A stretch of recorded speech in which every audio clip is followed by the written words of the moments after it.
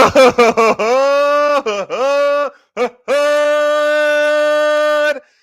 evening, everybody, and welcome to a Skanksgiving episode of Prospects After Dark on a Wednesday night, the Wednesday before Thanksgiving, where all the skanks come out of their caves, gather around their lonely apartments and homes, and watch a bald, fat, dumbass talk shit on a streaming service. Good evening, everybody, and welcome to another episode of Prospects After Dark. I am your host. I am Kyle Reese. There's no telling where we're going to go with this tonight. I can't imagine. I know everybody's fired up about some of the recent acquisitions by the St. Louis Cardinals. So we'll probably get into that. Look, let's get into it, right? Let's get into what you're drinking, what you're feeling, what your soul is telling you about the evening, what your body wants you to feel on the top of a pillow as you grind it into sadness. Give me all of your things, all of your feelings, all of your hopes, your dreams, your emotions.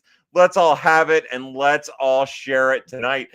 We already have some pretty awesome comments. Our good friend Z Ed says, Kyle is the Kyle Gibson of streaming about the St. Louis Cardinals minor league system. That's right. I've been around forever. Everyone else is better than me. I'm holding on. But what I do is I eat. And I eat and I eat and I eat and I eat. And every once in a while, I drop a little bit of knowledge that makes you happy. A great point. So tonight, hold on. Tonight, we're going to get into it. Tonight, we're going to drink a couple different things, right? The first thing we're going to end up drinking is this Yingling Hershey's Porter. This is new in the St. Louis area, although it's been around for longer than my life, longer than your life, longer than streaming services. So we raise our glass, our beautiful Birds on the Black mug, by the way, to Z Ed Chic ZX, Checky ZX. But to all the bad people, welcome to Prospects After Dark on a Wednesday night. I've got a little something special here in a second. Nolan says, time to talk about Yamamoto for 2 hours. I'm into it. Look, I'll talk about Yamamoto for 2 hours, for 2 days straight. I don't really know much about him other than what everybody else tells me, and that's exciting. So yeah, look, let's get into Yamamoto. Let's talk about the pain that Lance Lynn causes us. Let's talk about the pain that Kyle Gibson causes us. Cardinals Gift says, house music cuts. And then he says, lights go off. And I'm sure all of you know by now that the whole get up with Gifts and I is we like to play some music before we get going. And it's been fun to kind of incorporate you guys into it. Again, before we get into baseball, we'll get into a little bit of music. Tonight we went back to back to back. We usually do a 3-songer when we really have time to get into it. And the first song that we started with, we wanted to get a little bit more modern, a little bit more what's going on. And it was Northern Attitude by Noah Kahan and Hosier, whose both names I'm both pronouncing wrong. Great version. Get the Hosier version. He comes into the second verse. It rocks.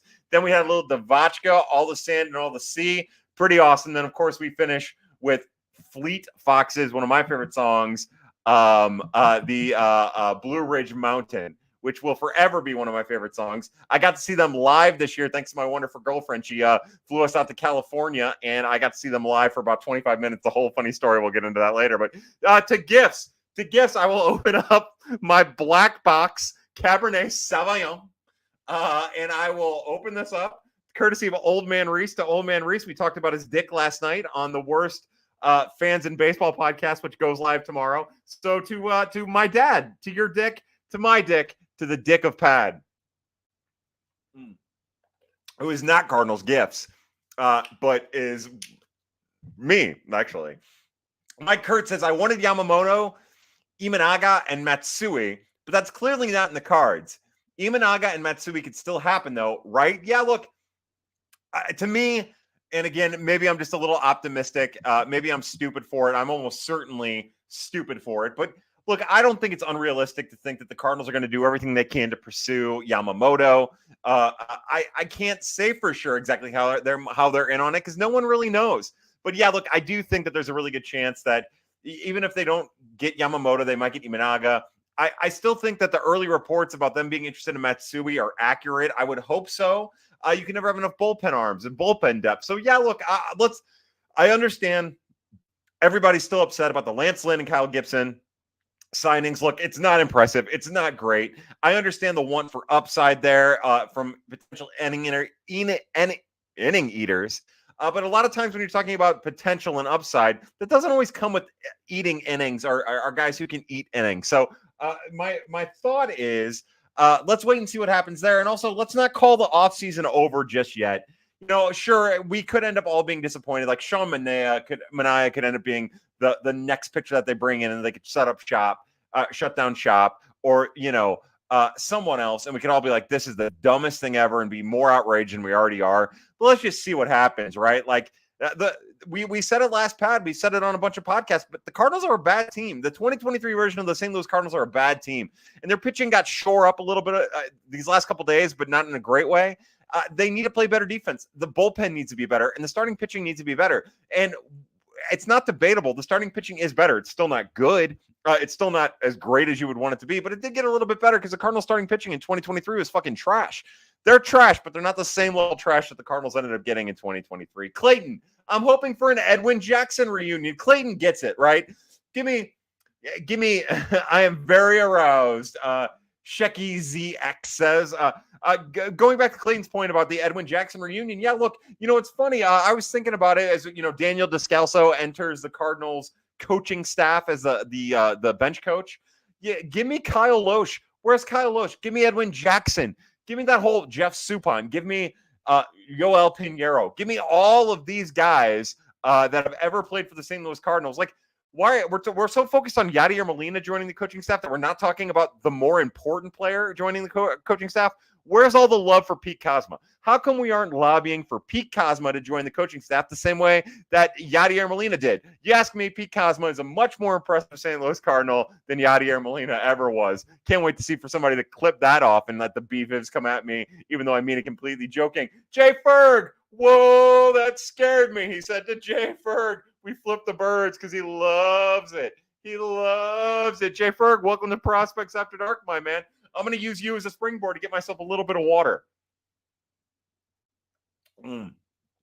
Cardinals gift says on a Wednesday night. Jeff Niehaus says he's drinking the old SNL standby. He's drinking a Schmitz Gay. That's an all-time great, right? One of the best SNL skits ever. But also, nothing's wrong with getting your mouth on a little Schmitz Gay if, you're going to have a good night. Aaron Johnson says, pad. Yeah, Aaron Johnson. Now we're fucking talking. The Grave of Einstein says, hey, Kyle, can't stay today. All I will say is that I require an Eric Fetty signing to satiate the sicko port of my brain. Yeah, look, I think that's exactly what's going to happen, right? It's going to end up being like one of those American-born players that played in foreign lands, and he's going to end up being the ace of the staff with a 3.7 ERA and a 4.2 FIP, and just hoping for the best, hoping and praying for the best. Graham says, sorry I'm late, my sugar kitten. Hello, my sugar cookie. Oh, Graham, we've got little nicknames for each other now. I want to be a little sugar kitten.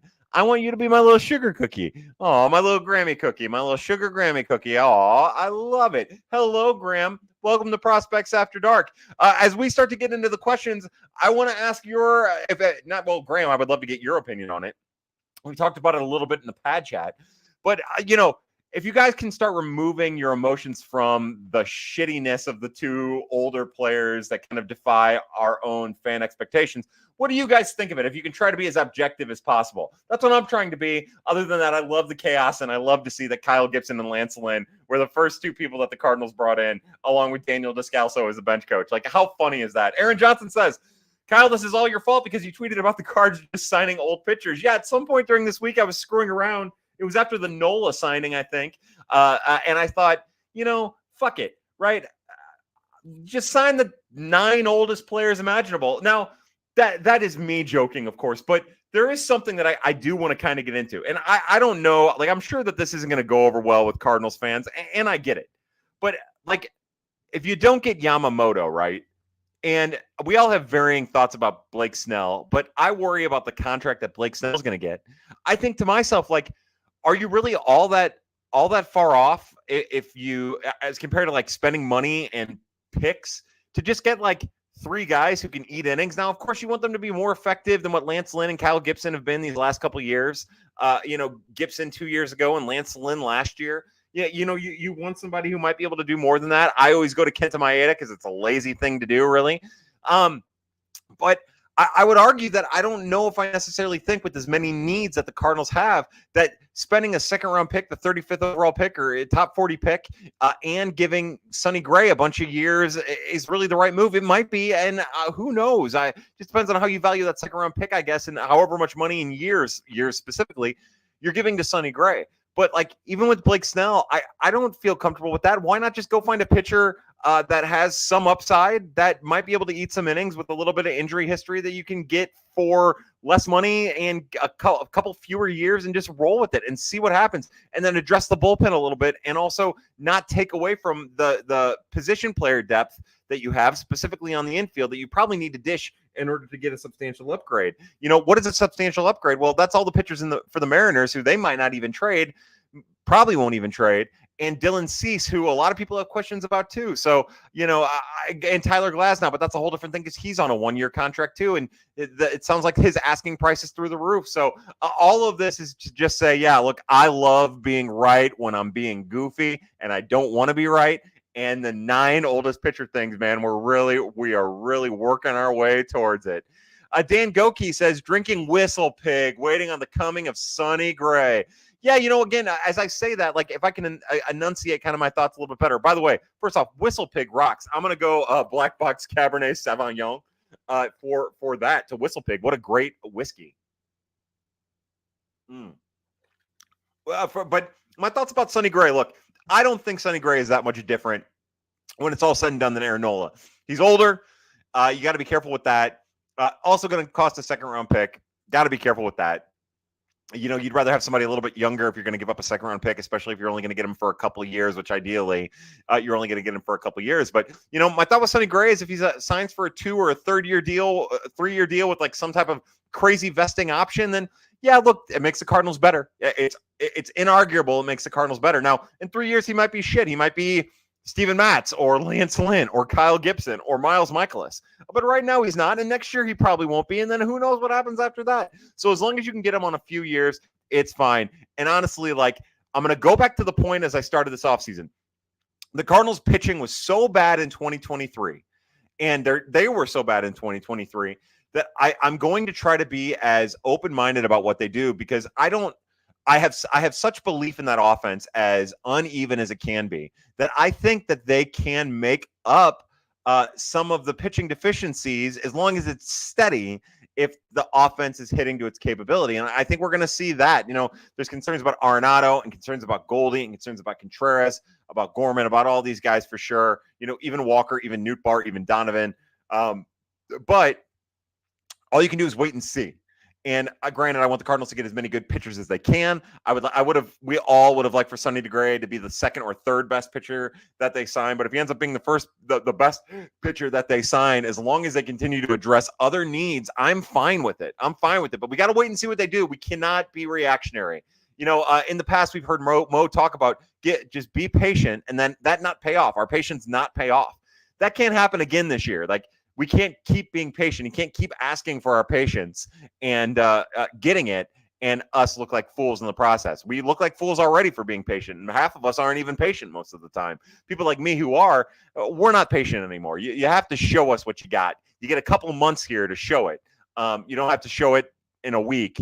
But, I would say that by the time we get through the winter meetings in 2 weeks, there has to be something there. Even if you don't push hard, you don't want to put yourself in a bad position at the winter meetings. You don't want to push hard, and all of a sudden you're giving Wilson Contreras an extra year, too many, or trading for Marcell Ozuna. What you want to do is you want to just get to a point where you've addressed some of the concerns on your team. And now, honestly, Gibson and Lynn kind of allow that. Like, you still have concerns, but you can go address the real issues now that some of the back burner issues are taken care of. And I think they'll do that. Well, we'll see. They probably haven't done anything to earn my trust, but I'm going to give it to them because why not? Jake Ryan says, rate the available starting pitchers in terms of who you would most want to dock with.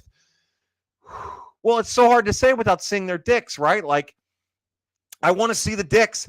I want my dick, if it's going to dock with another dick, I want it. Now, I am, of course, circumcised. You can tell by my face. I have a face of a circumcised man. And I want my circumcised penis to go into an uncircumcised docking situation. I think that's only fair, right? Like, I think now dicks should dock with all dicks, black, white, Asian, all of it. Like circumcised, uncircumcised, gnarled, mangled, built from scratch, all of it. Like dock with who you want to dock with. But I believe that my penis is meant to dock with an uncircumcised penis. Now, my penis, I don't really have a good comparison because of how small it is, right? I would say so. All right, I've got this one thing of Pez, right? We all know what a Pez. This will be great for the podcast because there's no visual, but we all know what a Pez sleeve looks like, right? It's about 2.5 inches. There's a smiley guy on it. That's basically my dick. This tastes like strawberries too, and I don't. It's upside down for the video. But what I would say is that this Pez, this delicious Pez, right? I want this to fit perfectly into my dick being this Pez. I want it to fit perfectly into the Pez dispenser of another man. And I don't mean his anus, right? Like, so you got Baby Yoda up here, right? I want my perfect circumcised Pez to dock perfectly with an uncircumcised Baby Yoda for the sake of my sexual and orgasmic enjoyment. And I think that's important to me. So whichever one has an uncircumcised dick that's at least twice the size of mine, that mine would fit snugly into, that would be my number one. And then after that, all you have is a number one. You don't have a number two or a number three after that. Cards Cookie, hello. Cards Cookie says, we're baking pies, drinking hard cider, and watching Pad. Happy Thanksgiving. I'm glad I could talk about my dick because you did all those important things. Cards Cookie, first off, tell me what pies you're baking. I would love to know which brand of hard cider you're drinking if you're not making it your own. And thank you so much for being here. Look, I will raise my black box Cabernet Sauvignon. My dad asked for two of these for whatever reason. I got him two. I told him I got one for myself. He obliged. I told him I'd drink it on Prospects After Dark. So here we are drinking wine out of a box for the family. Hold on. Graham says, who is the next former Cardinal to rejoin the organization, whether it be player or coach? I will say, Isringhausen's already part of the organization. I can't help but think that Jason Isringhausen is going to be on the coaching staff. I'm just assuming that they foreshadowed that move at the end of the year. So I will say it's Joe Kelly. I will say that the Cardinals bring back Joe Kelly because why not? For real, it's a perfect fit. He's going to be cheaper than he ever was. He's going to cost less years. Bring in Joe Kelly. That's like the perfect thing for what the Cardinals need in the bullpen. Sure, he might end up being a wash or washed up. But maybe he's something else. Who knows? I just don't think give me 1 year of Joe Kelly and I'll be a happy boy. Big Ol' Buck says, I raise my glass to you. I like the signings. Give me all the arms. Need a top guy, but we need innings, and those two are better than what we had. Yeah, that pretty much perfectly sums up my thoughts. Again, you would definitely want the Cardinals to sign more high-end, maybe younger pitchers to eat innings. But the problem is, you look at the free agent market, are there really reliable arms on the free agent market that you think you could get for a year or two to eat innings or to get innings? And sure, you would want, it's that old, what I said about Glasnow last week, right? I would rather have 120 innings of Tyler Glasnow than 180 innings of Kyle Gibson, right? That's just my own personal preference. So in a lot of ways, but the problem is you can't have a whole rotation full of Kyle Gibsons because of the injury concerns and the arm issues. What the Cardinals have right now is they have 3 starters that feel reliable. Granted, it's not remarkable reliable, but I feel like Miles Michaelis, even though he's had 3 somewhat bad seasons and 2 good seasons, I feel like he's pretty reliable. It's just a matter of how luck's gonna drop his way. I feel like Lynn's pretty reliable, although again, not high end. I feel like Gibson is reliable, not high end. I feel like honestly, what I call the Matz Thompson split. I feel like I have a good feeling what that is. Now they just need something else. They need more, and they know they need more, and we'll see how they address it. They again, just like you said, Big Ol' Buck. To you, I'll raise my my Yingling Porter. But yeah, look, I think that they need to continue to address these things.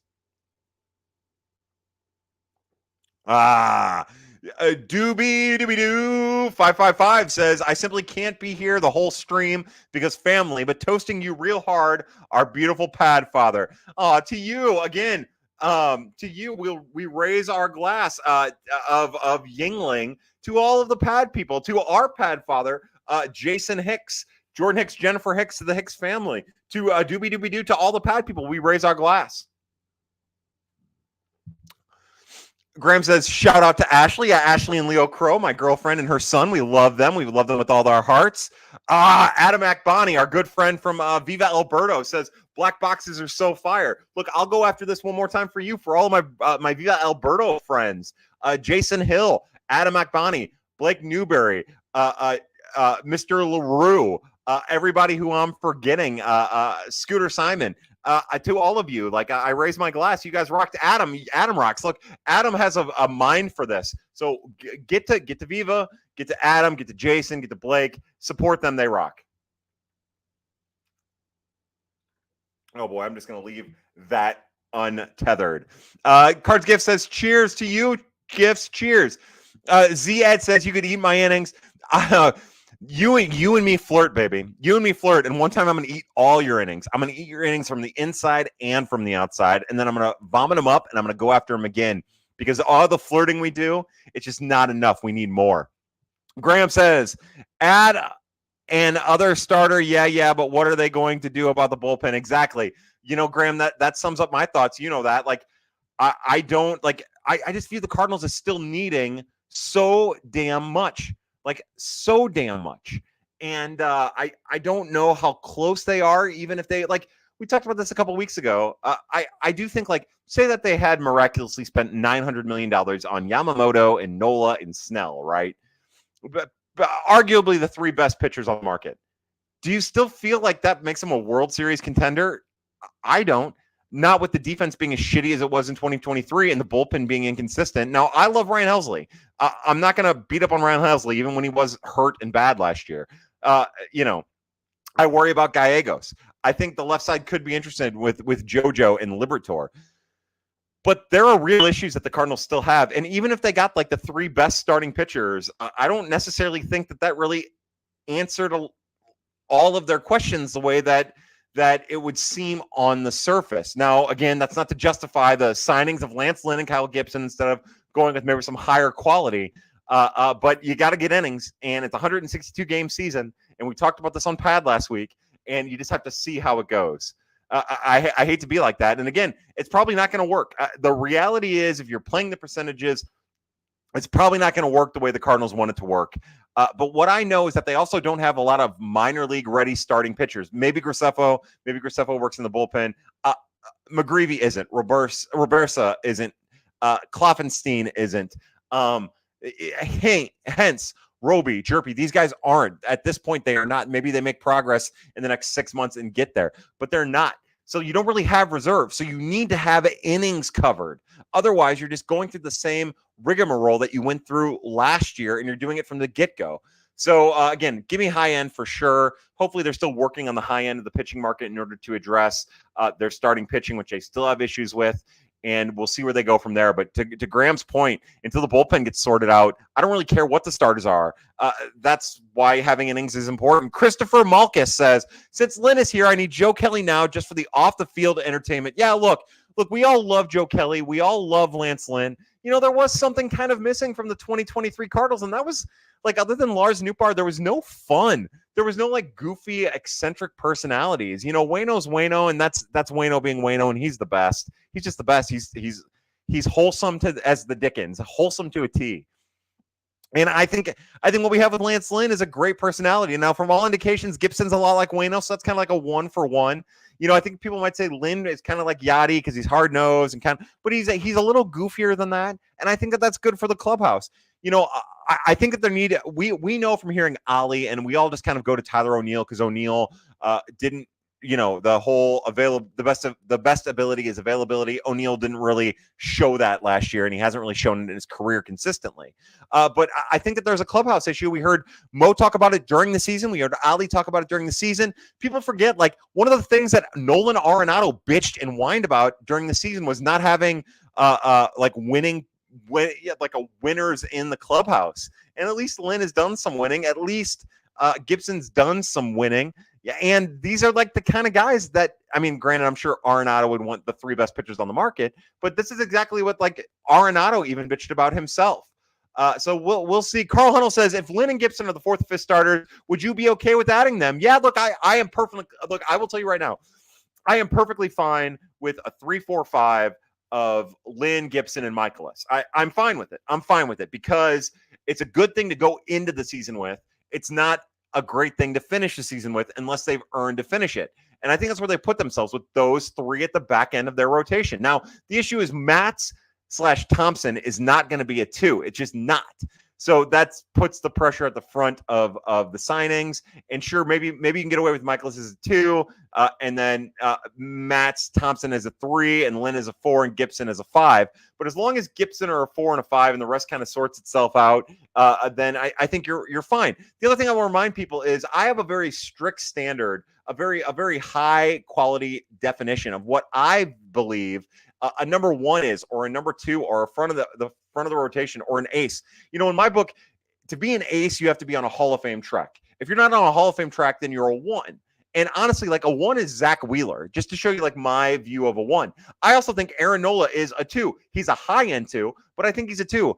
Blake Snell can be a 1. He can be an ace, but he's probably some level of 2 because of all the question marks. Sonny Gray's a 2-3. You know, Miles Michaelis, a 3-4. Lance Lynn, a 4-5. Gibson, a 5-6. Matz, if he's good, is a 3-4. Zach Thompson could be a 3-4. That's why I always put Thompson and Matz together, because they're kind of like interchangeable, and Matz is going to get hurt. You're going to need Thompson to fill those innings. So that's all to say that, like, things could work out, but you have to get somebody that you know can eat innings, but do it at a high quality and for a couple of years, and has a track record of it for the front of the rotation. Again, like potentially Gray on a shorter term deal or something like that. In order to have a successful offseason. That might be Yamamoto. It might be someone else, but, you know, we'll see where it goes. I definitely think that if they don't address that, and, you know, I love Kenta Maeda, again, a 3-4, potentially a 2 type if he's healthy. Like, if it's Kenta Maeda, that's not enough. I will be happy with it because I think it's going to be a fascinating thing to watch throughout the year, especially if it's only on a 1 or 2 year deal. Shamanea isn't going to be that because there's so many injury concerns as there are with Kenta Maeda. But like, if they go in that direction, then it's probably a failure. But again, let's wait and see. Adam Keel says, "Stop being optimistic and let me complain, darn it." No, look, and that's the other thing. Like, I am torn about all of this, right? Like, I see it from a practical standpoint, and I see it from the fan standpoint, and I also see it from my own standpoint. Look, if I'm not trying to be rational about it, and if I don't put myself in John Mozeliak's shoes, I'm going to tell you right now, I'm disappointed as a motherfucker. Like, what are we doing with Lance Lynn and Kyle Gibson? Like, what are we doing? But when I let my emotions get away from it and I step back, like, you can see it. And then when you start thinking about how bad the Cardinals were in 2023 and all the areas that they need to improve in, start thinking about the bullpen. It's like, yeah, I get what they're doing. And the other thing is, this allows them the chance to focus on the top end starters and not have to worry about the other pitchers coming off of the market while they're working on the top of the rotation. Again, they probably need 2 arms at the top. It'd be nice to bring in 2 more. That's not going to happen. So you focus on the 1 and you see what it looks like here in just a couple of weeks. Adam Keel also says, "Give me Alex Reyes." Yeah, sure, absolutely. Green Pete 506 says, "Skanksgiving pad." That's right, baby. Look, we got a pretty tame Skanksgiving pad so far, but I think we're a half an hour in and things are going pretty well. I hope everybody's enjoying themselves. To the Hershey Highway we go. I'll tell you that Yingling Porter is really damn good. We've got I don't have a bottle opener. We have a second one here in case I'm almost through that. In case I get through that, because I'm almost through that. Going back to Adam Keel's point. Look, speaking of former Cardinals, you got to bring back hurt Alex Reyes. Bring back Shelby Miller. Trevor Rosenthal, I think, was trying to pitch. Bring him back. Give me all of them. I want them all. On a serious note, give me all the pitchers. Find any arm you can, like the O'Brien fellow, that Riley O'Brien. Find me all those guys. Bring those guys in. Bring in Zuniga. You know, they re-signed Wilking Rodriguez to a minor league deal. I love that. Find me all the Wilking Rodriguezes in the world. Get them on minor league deals, and let's see where it goes. Grave of Einstein says, "I will say before I leave for now, they had a $60 million budget. They now have $35 million. Yamamoto money is right there." Now, we gave them a $60 million budget. I doubt they have a $60 million budget. I think their budget's probably closer to $50 million, but $25 million a year is still there. Just keep in mind with Yamamoto, that is a pretty goddamn big price tag in the form of a posting fee you're going to have to give too. And that comes right off the top. So, there might not be Yamamoto there, money there, but maybe there is. Maybe they can make it all work. Who knows? You have to figure they saved money towards the end of last year, and maybe they can roll that into what happens this offseason. Josh Thompson says, "What's up, S? What's up, B? How are you? What's up, Skank? I think is what the S is supposed to be." Adam Keel says, "Objectively, I'm happy they jumped the market and will avoid a season where we are forced to start with Thompson, Libby, McGreevy, Graceffa, regardless of results." Yeah, and that's the other thing is you won't have to immediately fall back to those guys too, which is a huge positive. And maybe a couple of people get hurt and then in spring training, and then all of a sudden we're talking about Thompson and McGreevy and Graceffa in the rotation. But as of right now, you're doing everything you can to just continue to make those guys depth instead of something that you have to rely on or might need to rely on, and that's a positive. Nolan says, honestly, fine with Gibson and Lynn because I'm not sure which other starters on the market will only get 1-year deals. Yeah, with team options. And I'm sure there's buyouts. I didn't see for sure. Probably a couple million or $1 million buyout for each for next year if it doesn't go well. But yeah, look, I am fascinated at the idea. I would love to see a team like the Oakland Athletics or the Las Vegas Athletics or whatever they're going to be. Or the Miami Marlins, a team that views themselves as small market, like the Indians. How fascinating would it be if the Indians or the Pirates every year went to the free agent market and just bought the 5 veterans that they could for 1 or 2 year deals and just see how it goes? I would love to see how that would work. I mean, it'd be fascinating, and of course, it wouldn't hold on for long. But how cool would it be if it did work and somebody did that year after year? Just go to the free agent market, bring in 5 new pitchers. Go to the free agent market, bring in 5 new pitchers. Bring in 4 if you've developed pitching. On short-term deals. I think it's a fascinating exercise to play out in your brain. Carl Hunnell says Descalso is a great bench coach. Few knew it better than him. Yeah, look, he's a reliable. I keep saying look. I don't even know what I'm telling you to look at. By all indications, Daniel Descalso is a highly respected baseball mind, not only in the Cardinals organization, but from people outside of the Cardinals organization. So that's good. It's good. Again, I think the bench coach's job, as we learned from Skip Schumacher, who is a good manager at the major league level so far in 1 season, but so is Ollie Marmol, is the bench coach's job is to balance out the coach. Skip used to see Skip and Ollie laughing all the time. They'd pan the camera and they'd be laughing and joking and smiling with each other. You didn't see that with Ollie last year. He just didn't have that relationship with Joe McEwing. That's what Daniel Descalso needs to be. We heard Daniel Descalso on the radio today on 101 with Brandon Kiley and Mr. Ferrario on BK and Ferrario. They had Descalso on, and he was like, "Look, I'm not just going to be a yes man. I'm going to question. We're going to have dialogue. We're going to have communication. We're going to try to get to the best answer we possibly can." And that's perfect. That's what you need out of a bench coach. But I know from coaching Little League and a league that didn't really even matter all that much that you can't help but be tense when you're polling and rooting for players and kids that you love, like little brothers and brothers, because some of these guys are older than Ollie Marmol at this point. But I think that you need somebody who can balance you out and keep you light. And when you have that, it's a positive.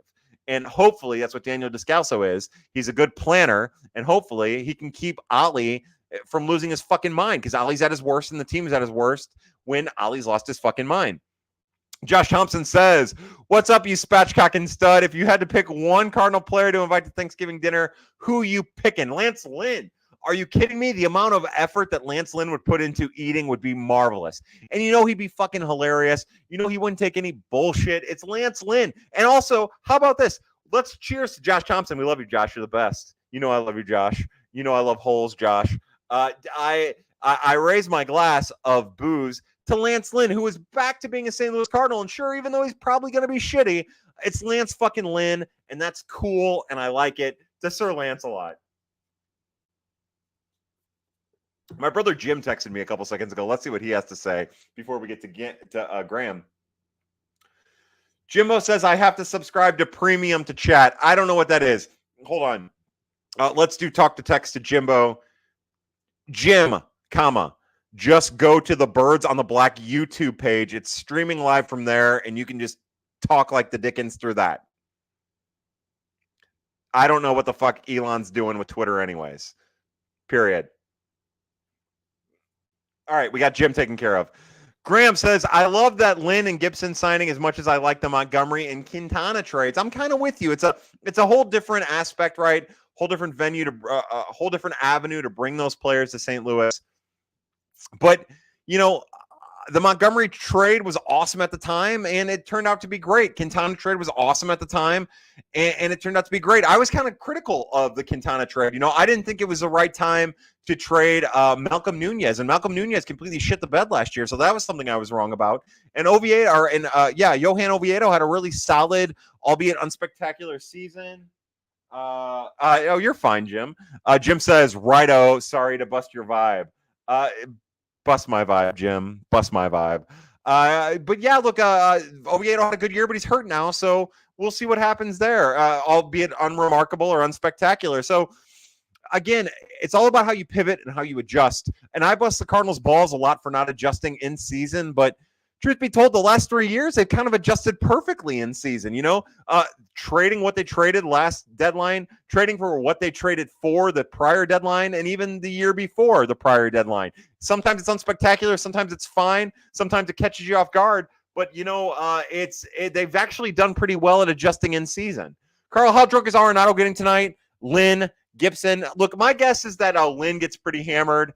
I don't know about Gibson. He seems like Waino, and Waino doesn't seem like the type who would get hammered.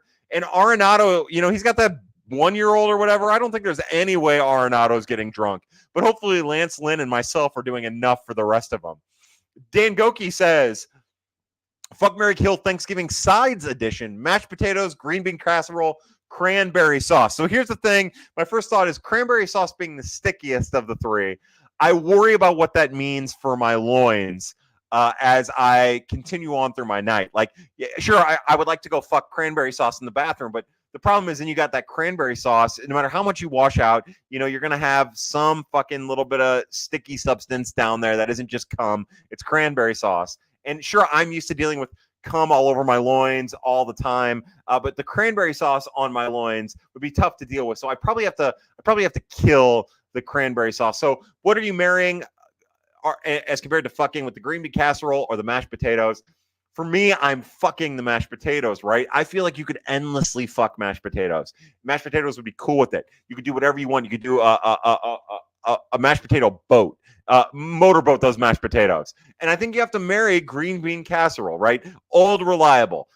It's like its own food pyramid, right? At that point, yeah, you can't ask for anything more in a wife or a husband than green bean casserole. David Simpson says, wait, they sell individually packaged box wines? Yeah, so it says, I think it's supposed to be 2.5 cups of wine. No, it says it's 500 milliliters, which is supposed to be 3 glasses of wine. I don't know how they measure a glass. It's 1 glass for me. But yeah, look, so like at the Schnucks where I shop for my dad, it is by like the Cutwater drinks. And by the boxed wine. It's just in these small ones. And it's actually really good. Like our buddy Adam Akbani said, the black box red wines are fucking spectacular. Even the white wines are pretty good. So to the black box family. Red Box is surely a porn site. And if not, then, you know, shout out to RedTube. Smitty says, if they get Yamamoto and trade for Glasnow, move Matz to the bullpen, what would you think? I think that'd be more than an A+. I don't know if you could have had a better offseason if you had tried. None of that's going to happen. Look, my guess would be that if they get Yamamoto, they're done with the starting pitching. But who knows? But no, like Smitty, to your question, we'll just answer your question. If they get Yamamoto and trade for Glasnow, move Matz to the bullpen, what would I think? I think anybody who wouldn't think that as good of an offseason as you could possibly have is out of their fucking mind. And their opinion doesn't matter anymore when they talk about Cardinals because they're stupid. That would be as good as you could possibly hope for in an offseason. Will it happen? No. Look, that's not going to happen. I'll tell you what, one thing that I'm fascinated by. If they bring in another starter, are we 100% sure that Steven Matz is penned in? Like at the deadline last year, wasn't there interest in Steven Matz, trading for Steven Matz from other teams? What if the Cardinals get to a point, they bring in another starter, and some team is looking for Steven Matz? Trade Steven Matz, use that money to bring in another starter, maybe someone like Kenta Maeda to go with the top-end starter that you got in Lynn and Gibson. And you know what? you're probably pretty good. The only thing I'll say about Glasnow, right? If you have to trade one season of Gorman and addition, or if you have to trade Gorman and additional assets for 1 year of Glasnow, then I don't like that. But if we're looking at it in a vacuum, if we're just talking about these additions without what the subtractions would be, there's no way that you could have scripted a better offseason. Just that simple. Carl Hunnell says, MD 2020 in a box, please. The original grape. Oh my God, Carl. So MD 2020, right? Classic. Everybody's been sick on MD 2020 at one point. Now, my first experience with MD 2020 was the kiwi lime version of MD 2020, and I drank the whole bottle, and it's the closest I've ever come to throwing up from drinking. True story about me. I've never thrown up from drinking ever.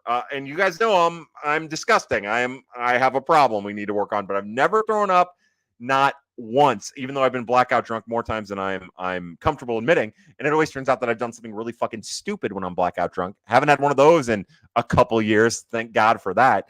But yeah, so to Mad Dog 2020, if it was in a box, we'd be drinking that tonight. But instead, we're going to do a cheers to Mad Dog with a different booze, the Black Box Cab Sav. Because, Cab Sav. Our good friend Clayton says, is Michael McGreevy the next Dakota Hudson? Hopefully. I think Dakota Hudson, and as terrible as he was, even when he was putting up a good ERA, is as good as you could possibly hope for with this version of Michael McGreevy. Now, again, it comes with the caveat that a player can get a lot better in an offseason.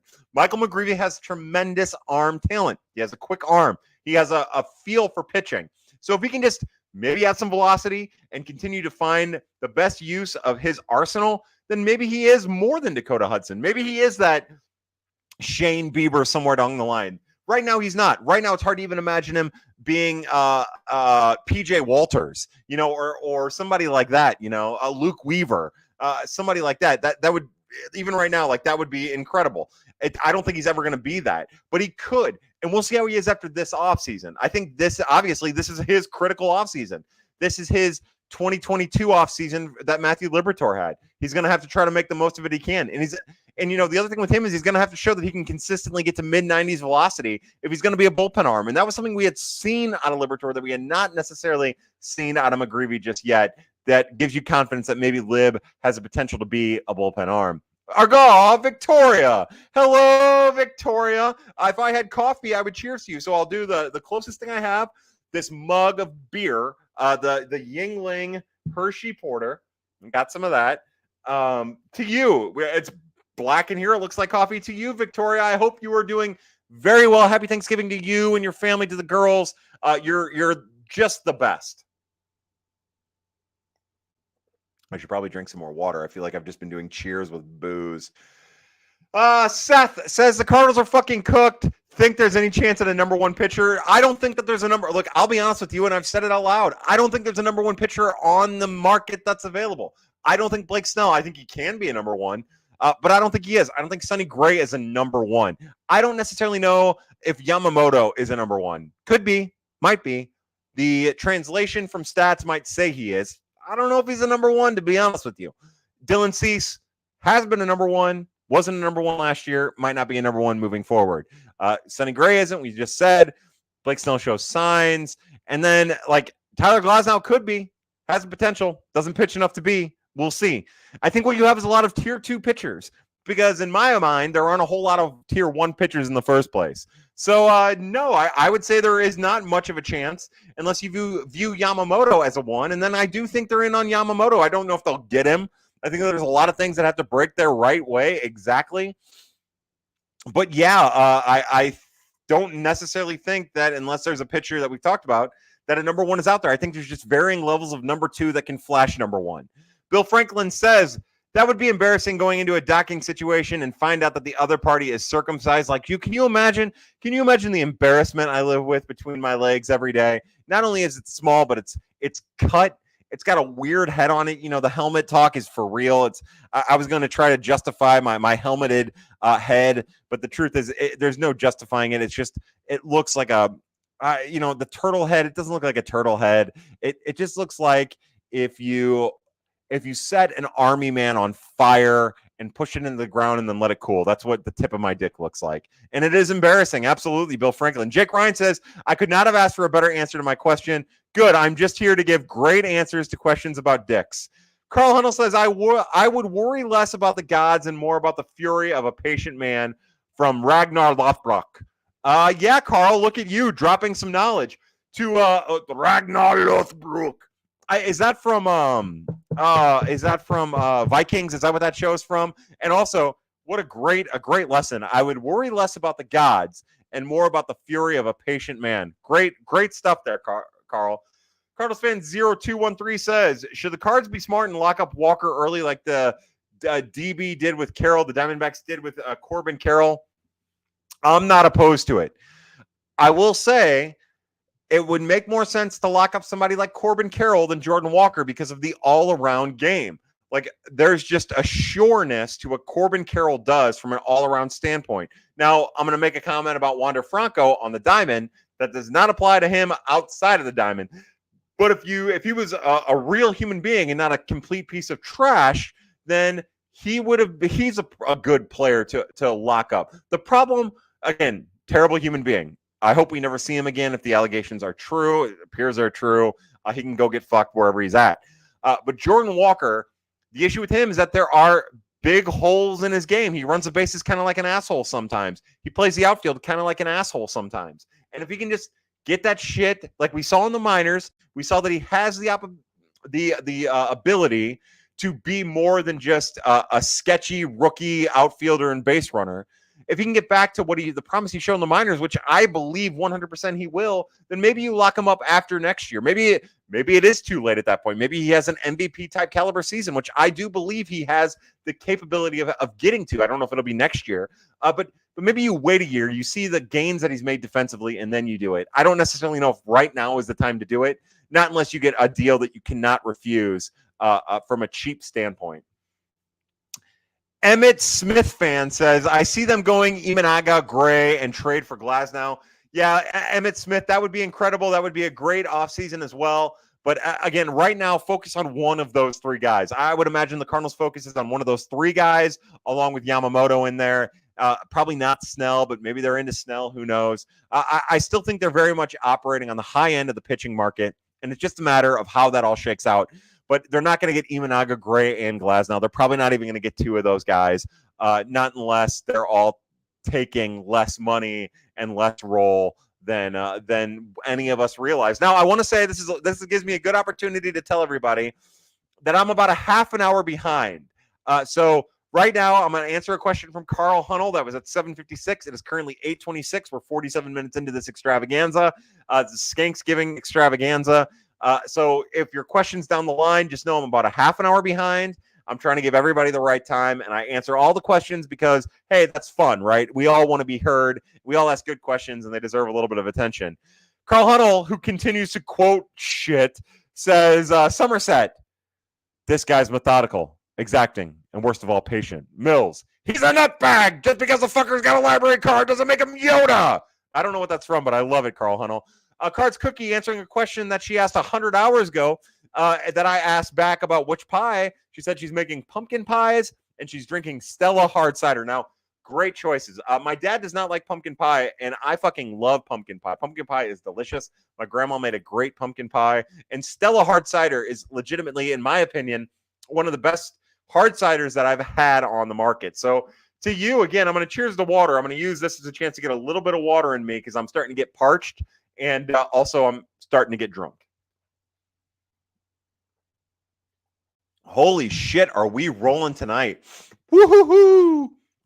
Sean says, am I the only one still sad about Flaherty?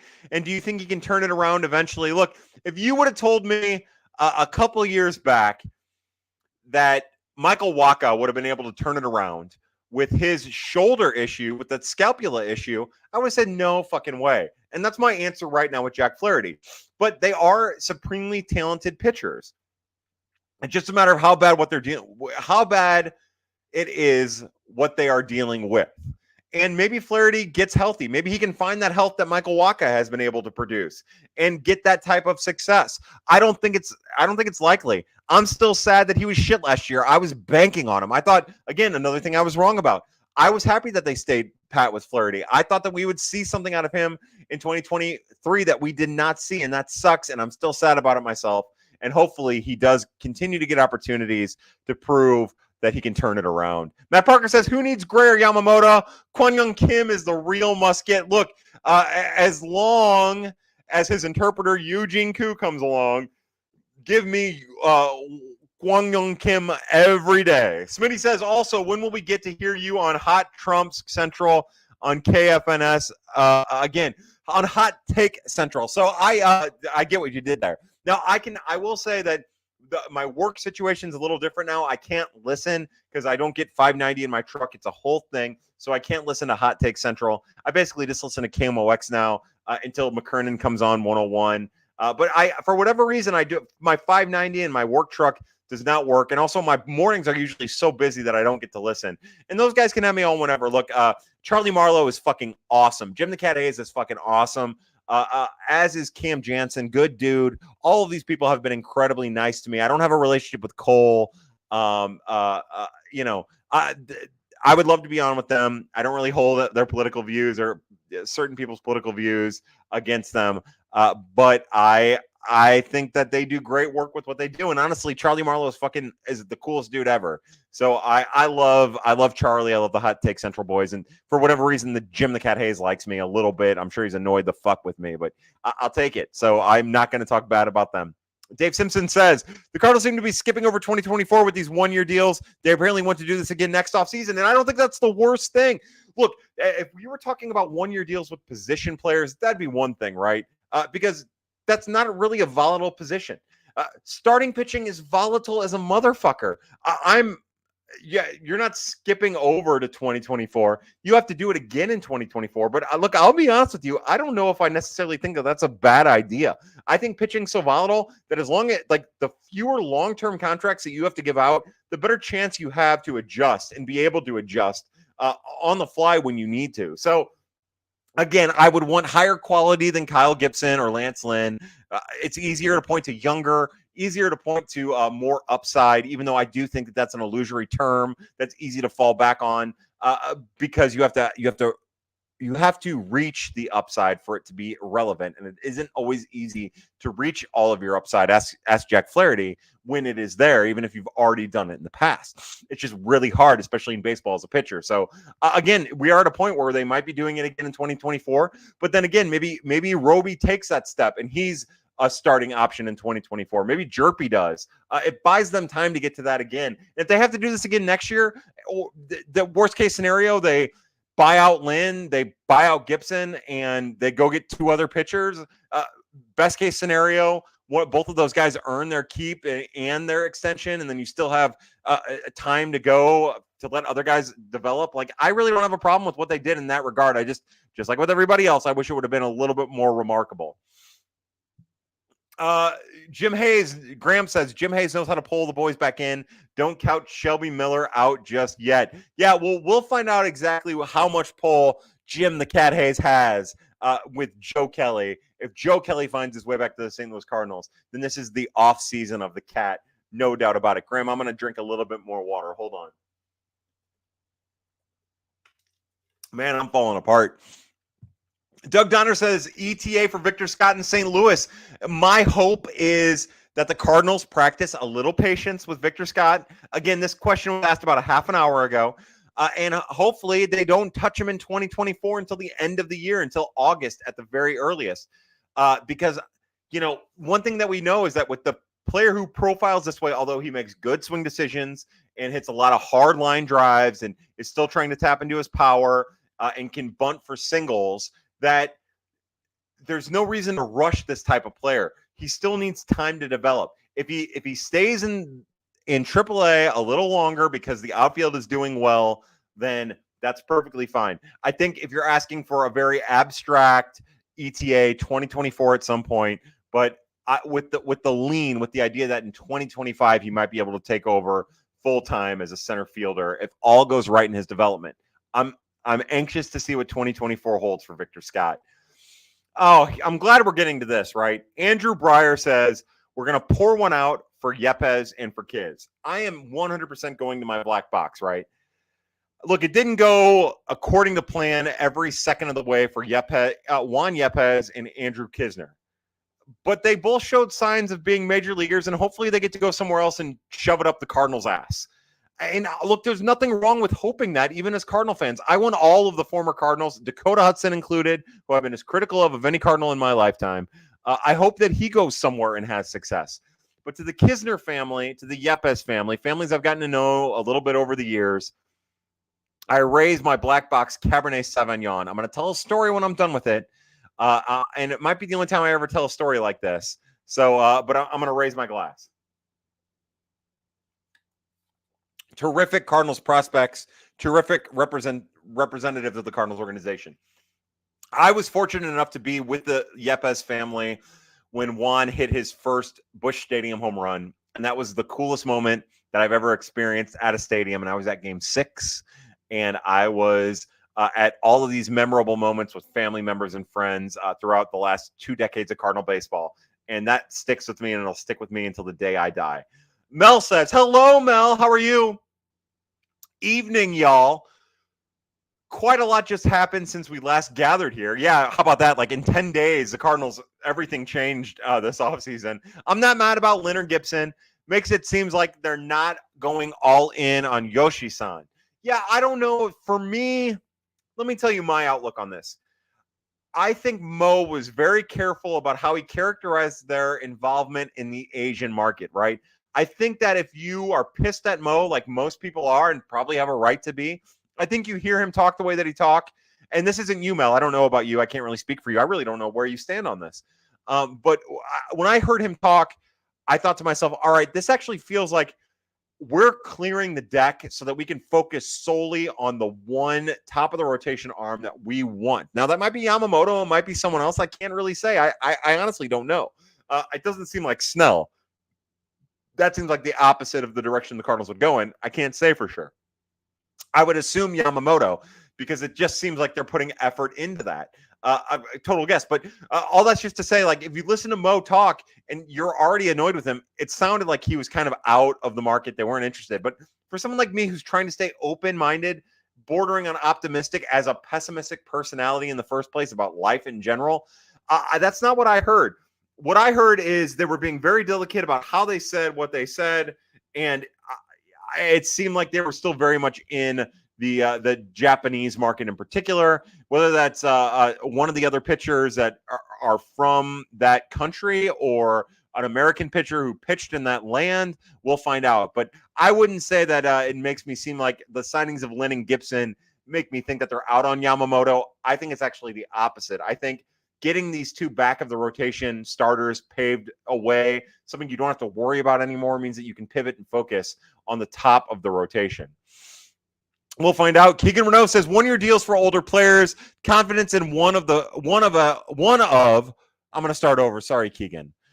1-year deals for older players. Confidence in one of or a few of Roby, Graceffo, McGreevy, and Jerpy going to be ready in 2025. Maybe that's it, but it just gives them an opportunity to adjust and pivot. You know, they're not 1-year deals. They're 1-year deals with an option. And we all just kind of assume it's going to be a 1-year deal because in our minds, mine included, we think Lance Lynn and Kyle Gibson are going to be trash, but they might not be, right? They might be okay. And if they are, then that gives you more time. Now, again, I cannot stress enough. Do not include Michael McGreevy in this group. He is not in the same group as them. Everybody needs, and I tweeted it out a little while ago. We got to stop talking about Michael McGreevy even though he made a quick rise to AAA, he wasn't beat up in AAA. Like, he's not a major league pitcher. He's just not. Now, again, this offseason could change. He could end up making huge strides this offseason and find himself as a major league pitcher, a major league capable pitcher, not just a pitcher pitching in the major leagues. But we have to wait and see how that goes. The other guys might. They just might. And Graceffo might be able to do it in the major league bullpen before he finds his way to a real chance in the major league rotation. Oh, Jeff Niehaus brings up a great point. From a girth perspective, Lynn could be an ace 1. Yeah, maybe that's what we're doing. Jeff, I think by the way, Jeff, I'll raise my Yingling to you, my Yingling Hershey Porter. I think we're looking at pitcher effectiveness all wrong. I think we need to start judging a pitcher's effectiveness by how girthy they are. And there isn't a girthier pitcher in baseball other than maybe Alek Manoah.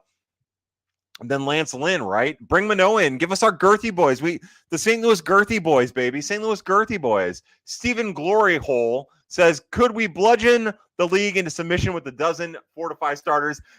I'll be honest, I would love to see it. What if the Cardinals went full piggyback, but not with like protecting arms with young arms? What if it was just like, all right, we're going to bring in the 10 oldest starting pitchers we have, and they're just going to piggyback off of each other because their hips hurt and their back hurts and their neck hurts and their arthritis is killing them, and gout has got the better of them. But I would love to see it. Again, I wish one of these teams that is tanking would get creative and do something goofy like that. Now, I know that's not exactly what you're saying, but it would be fun to watch, wouldn't it? I mean, for real, say you miss out on Yamamoto. Do you really want to pivot to Gray? Do you really want to pivot to Snell?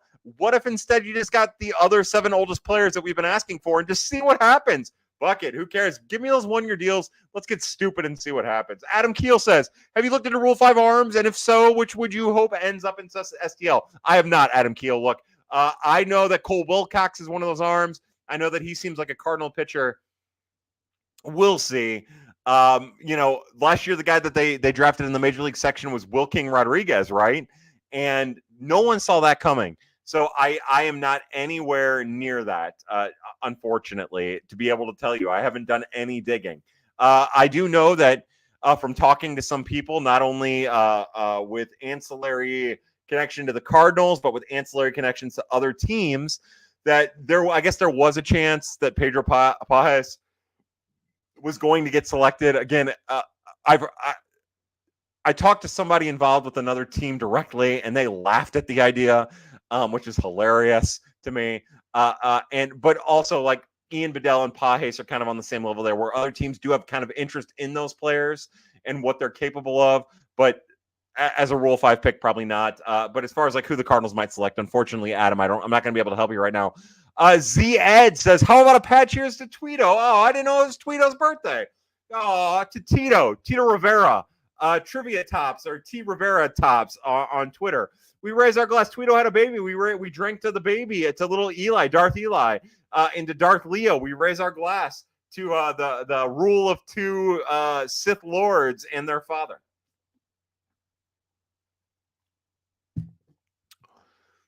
Clayton says, if John Denton was a Thanksgiving food, what would he be? Baby doll, John Denton is the turkey. He's all that and a bag of chips. He's a whole damn party mix. No, so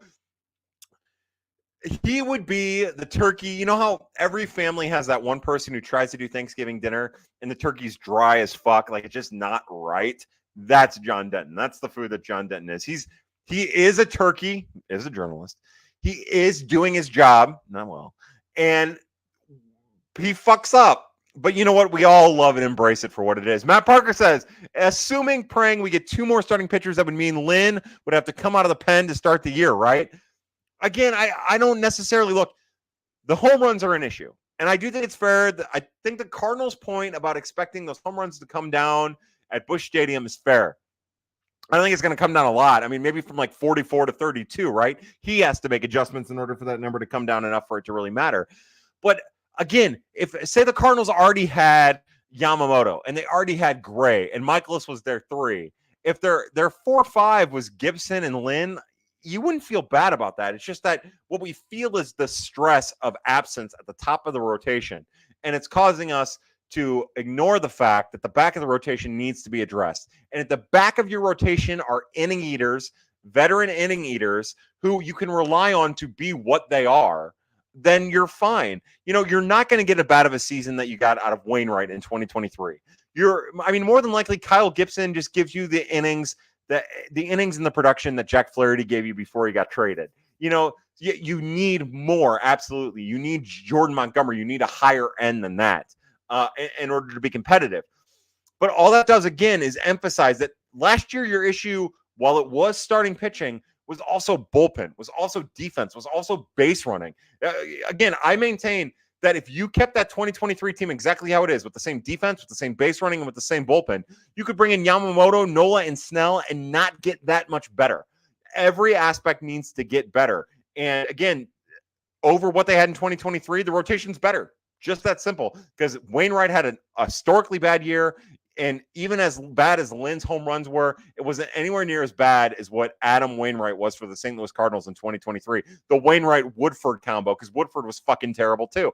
So again, it's an incremental upgrade, but as the back end of your starters, it's not really terrible. It's not as bad as it gets. It could get way fucking worse, see what it is. But again, I do think they can't fuck up at the top of the rotation. They really can't. Again, I won't be mad if they do, because I still want to see what that looks like. But they know they can't. Oh man, the church wine flavor from SOG. Yeah, so I will say to the defense of the black box here, it is not as church winey as you would think. I think one of the flavors is, I think I've had one of them, but the Cabernet Sauvignon is not. It's not great, okay, but it's fine. It's good. Shecky Ziak says, how is the Hershey Porter? Which kind of sounds like a euphemism for poop. It is delicious. It is like, okay, so it's not like when you really have to poop good, but it's like when you know you're going to have to poop and you get to poop before you absolutely have to poop. That's the level that Hershey Porter is. No, for real, like all kidding aside, it's a really tasty beer. I didn't expect it to be as good as it is. It's not that like overwhelming fake chocolate taste that some chocolate porters can be. It is definitely a lot more like the left-hand chocolate porter. And that's good. It's a really good beer, and it's really accessible, and I'm glad it's back. It's in the St. Louis market. Tim Stewart says, desiring mats for your team is about as logical as your team as Mrs. Stewie the Ford guy choosing Stewie the Ford guy. Yeah, no, I get you. I totally understand what you're saying there. But, I think that I would think, Tim, and again, not to discredit your point, because I think your point is valid. I think it also shows you just how valuable it is to have a pitcher like Steven Matz. And it's only $11 million. That's what the Cardinals just signed Lynn and Gibson for. And the funny thing about Cardinal fans is they don't realize is that other teams were in on Gibson and Lynn at that price. So, it's a two-way street there. It absolutely is. Every team's looking for pitching. Every team, like we've heard it over and over again. A lot of these teams are looking for two starters. So maybe if you feel like you have a little bit of depth and you've addressed the front of the front of the rotation, then maybe Matz is a thing that you can move, free up some space, free up some cash, and do something with. Like, you're telling me the Red Sox would be worse off with Steven Matz? The Yankees would be worse off with Steven Matz? The Mets would be worse off with Steven Matz? There's like half of the teams in the league that Steven Matz would be a substantial upgrade for. So just, again, it hasn't gone well for the Cardinals. Hasn't gone well for Cardinals about 40% of the time when he's been healthy, 35% of the time when he's been healthy. But when he has been healthy, like 65% of the time, he's actually pretty fucking good, oddly enough. It's just that it's been uneven and he hasn't been healthy. And at 1 year, it's not a bad thing to take a risk on at $11 million or $12 million or whatever it is, if you're another team. And if the Cardinals feel comfortable that they can pivot. The problem with Franco didn't age well. You're right, Tim Stewart. Kyle Eden says, sorry to have missed this tonight. My son wanted to make a Mississippi mud pie tonight for tomorrow, so I've been busy with that. Hope everyone enjoyed the pad. Can't believe Kyle's shirt is still on.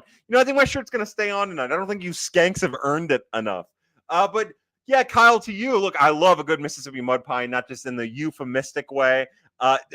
They are delicious. Like, I like a good, both. I like a good cream pie, right? Everybody likes a good cream pie, not just in pornography, but at Thanksgiving meal with your family. And the Mississippi mud pie is a delicious pie. To Kyle Eden, we raise our glass. Victoria says, Kyle, you're so sweet. Everything going as good as it can, and the girls are wonderful. Happy Thanksgiving to you and your family, as well as Ashley and Leo. Again, I'll take this as an opportunity to say to you, Victoria, to you and the family, to everybody at PAD, happy Thanksgiving. I hope everybody has a great day tomorrow. We still have probably another half an hour of PAD, probably 40 minutes. We'll see. But to all the PAD people, I raise my glass. Snorting Bull, our good friend Snorting Bull asks, how are you, Snorting Bull, man? I hope you're doing well. And again, this was about 28 minutes ago. Where do you think Sajacy starts out in 2024? Any chance he makes the team out of spring training? I would say the only way Thomas Sajacy makes the team out of spring training is if the Cardinals have traded like Brendan Donovan or Tommy Edman. I think it would take something like that for him to make it out of spring training. So my guess is he starts in Memphis. And I don't know what Durham's schedule looks like. I don't know if the Cardinals, the Memphis Redbirds find their way through Durham early, but he'll be worth seeing. I love Thomas Ajacey, and he is a high caliber prospect for sure. Definitely a top 200 prospect, probably a top 150, maybe even knocking on the top 100 prospect door. But there are some tendencies in his bat that need adjusting, and hopefully we get to see him do that. And again, hopefully, as a 21-year-old at AA, a 22-year-old with his first taste of like the start of a AAA season, hopefully the Cardinals give him time to like sort all that out. Tim Stewart says, any thoughts on Manoah, or even better, trying to pull Gausman from Toronto? I don't think Toronto's going to move Gausman, right? They're still young. They still have cost-controlled hitters. I don't think that they're going to trade a starting pitcher like that. So I would love that. I would love for the Cardinals to do it if he's available. I don't think that they're going to do it. I think that things would have to get really weird for them to do it. And my thoughts on Manoah are, again, like, if the Cardinals hadn't already signed Gibson and Lynn, I'd be like, yeah, sure, Manoah is fine. It's whatever. But now, like, they need something a little bit more certain, a little more sure. And I like Manoah.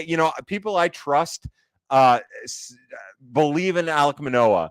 But there are some issues there, and I don't know what to think about it. And, I think if you bring in another starting pitcher and you want to bring in a fourth starting pitcher, and Toronto isn't asking for a ton for him, because I'm not going to give up Gorman. I'm not going to give up Donovan. I'm not going to give up Nootbaar. I'm not going to give up Edman, honestly, for Manoah. I would give up maybe Sajasi for him at the most, like something like that. But more than likely, this pitching market is going to demand more than that, and they can hold on to him and probably get more benefit from him if he's as dedicated to getting better as he appears to be. We're just going to have to wait and see. Oh, our good friend Matt Thompson says, what's up, scumbag? Cheers to Yamamoto. To Matt Thompson, our friends at Prospect Sector Live. Oh, my God. I am going too fast. I'm starting to get drunk. Hold on. Focus, shithead. Let me start over. Our good friend Matt Thompson, Prospects Live, says, what's up, scumbag? Cheers to Yamamoto. To Matt Thompson, to Prospects Live, subscribe to their Patreon. These guys fucking rock, and they do incredible work. And if you are into fantasy at all, they're starting to incorporate some of the fantasy elements into their player evaluations. They do great work. To all of my Prospects Live people, but specifically to Matt Thompson and his beautiful family, we raise our glass. Matt, you rock, as do your coworkers. Love that, Matt Thompson. Andy Yamamoto. He says, fucking A. So there you go. Patreon. Go to the Patreon. Subscribe to the Prospect Live Patreon. And their Cardinals top prospect list comes out on Monday. That's how you get into the new year. The holiday year. That's how you get through Thanksgiving and you get into Christmas. You go full on with the Prospects Live Cardinals top prospect list. Jordan Vass says, anything the Cardinals can realistically do the rest of the offseason to become a true contender, even with the big trade free agent SP signing, they feel so far away still, even with a couple of BP arm ads. Yeah, Jordan Vass. Now, this has been my premise all along. I personally believe that even if they had signed Yamamoto, even if they had signed Nola, even if they had signed Snell, even if they have signed all three of them, that didn't make them better. It just didn't, because they also needed bullpen help. And they also needed their pitching. They also needed their defense and their base running to be as good as possible. And they needed their offense to normalize instead of being streaky. Now, that's tough. It's tough to hear, especially with the Cardinals constantly being like an 85 to 90 win team over the last couple of years. So I don't know if they could have done anything aside from spending $200 million per year for the next 7 years this offseason to get better. And that would have only hurt their long-term ability to stay at contenders. So I think it all comes down to like the true definition of a contender. I don't think they can be a true contender. I think in order to be a true contender, you build for the long season this offseason, and then you adjust in season to become a contender. I think we've seen over these years being an off season, trying to become a contender in an off season doesn't work. Even for good teams, it doesn't work. It's what you do in season, how you adjust in season with the depth you have, whether it be trades or adding to your major league roster. That's how you become a contender if you weren't already a contender. So you can build a foundation in an off season, which is what the Cardinals are hopefully doing, we'll see where it goes from there. Our good friend Shelton Mysterio, I raise my glass to you, says Yamamoto needs to be a Cardinals #1 target. And look, I agree with you. Again, I'm going to take trying to be analytical or fair out of it. And what I'm going to say is, yeah, look, I completely agree that if, as a fan, and honestly, if I'm running the front office and I have money to deal with, and I know what it's going to cost to get Yamamoto, and if the ownership is willing to fork over the money, and I can't convince the ownership to give any more money, and they've hit their limit, then he is my #1 target. Fucking right. And again, a lot of smart people on Twitter, I've been questioning about this just to see if I could have the counter argument to my own viewpoint. By the way, for some really smart people that listen to Pad that I get combative with sometimes, I'm not being combative. What that is, that's my way of saying, like, look, I agree with you, and I'm not just going to agree with you to agree with you. Like Ben Cerruti or Jason Hill, these are smart baseball people. These are people smarter than myself. I want to push them. I want to push them so I can push myself, because I agree with you. I agree with that Yamamoto is going to be a great major league starting pitcher. I agree with it. I agree with Ben Cerruti's projections. But you know what? It doesn't do me any good. What does me good, what does us all good, is to start questioning that, to think critically about that. Like, show me how these projections work out. Promise me. Show me why it's 100% a good chance, a good reason to do what you're doing, other than you see the projections and your emotions are telling you. Let's look at it critically. But to Shelton Mysterio's point, he is 100% correct. Yamamoto needs to be the Cardinals' #1 target. And again, I think Mo summed it up perfectly. And I think that this is something that I'm going to push. In his press conference, when he was asked about like convincing people to come to St. Louis, you can sway, like you can have some minimal impact on the way somebody views coming to your town. You can, absolutely. But you can't change somebody's mind. Like, we're not all feeble-minded fucks. As a matter of fact, we as a human species are more ornery and more proud than we've ever been. It's why we have such trouble admitting when we are wrong, even online, myself included. So to think that you can convince somebody, even from a different land, that they need to come here and that this place is so much better than another place. Sure, you might be able to make a little bit of inroad here and there, but if a person decides it's not the spot for them, and whether it's money or the coast or beaches or the limelight, you can only do so much of that. Again, we know that, even with money, even going X amount over, we know that. So as long as the Cardinals are competitive, as long as they're willing to go to where other people are willing to go, I'll be happy with it. But I cannot wait to see what the reporting on that, the Yamamoto deal looks like after it's done. Aaron Johnson says, feels like we're going to be at this pitching scramble again in a year or two. Yeah, absolutely. And I don't think that that's bad. Look, I think here's the thing about pitching is you're always in the pitching scramble. You're always, look, you could sign again.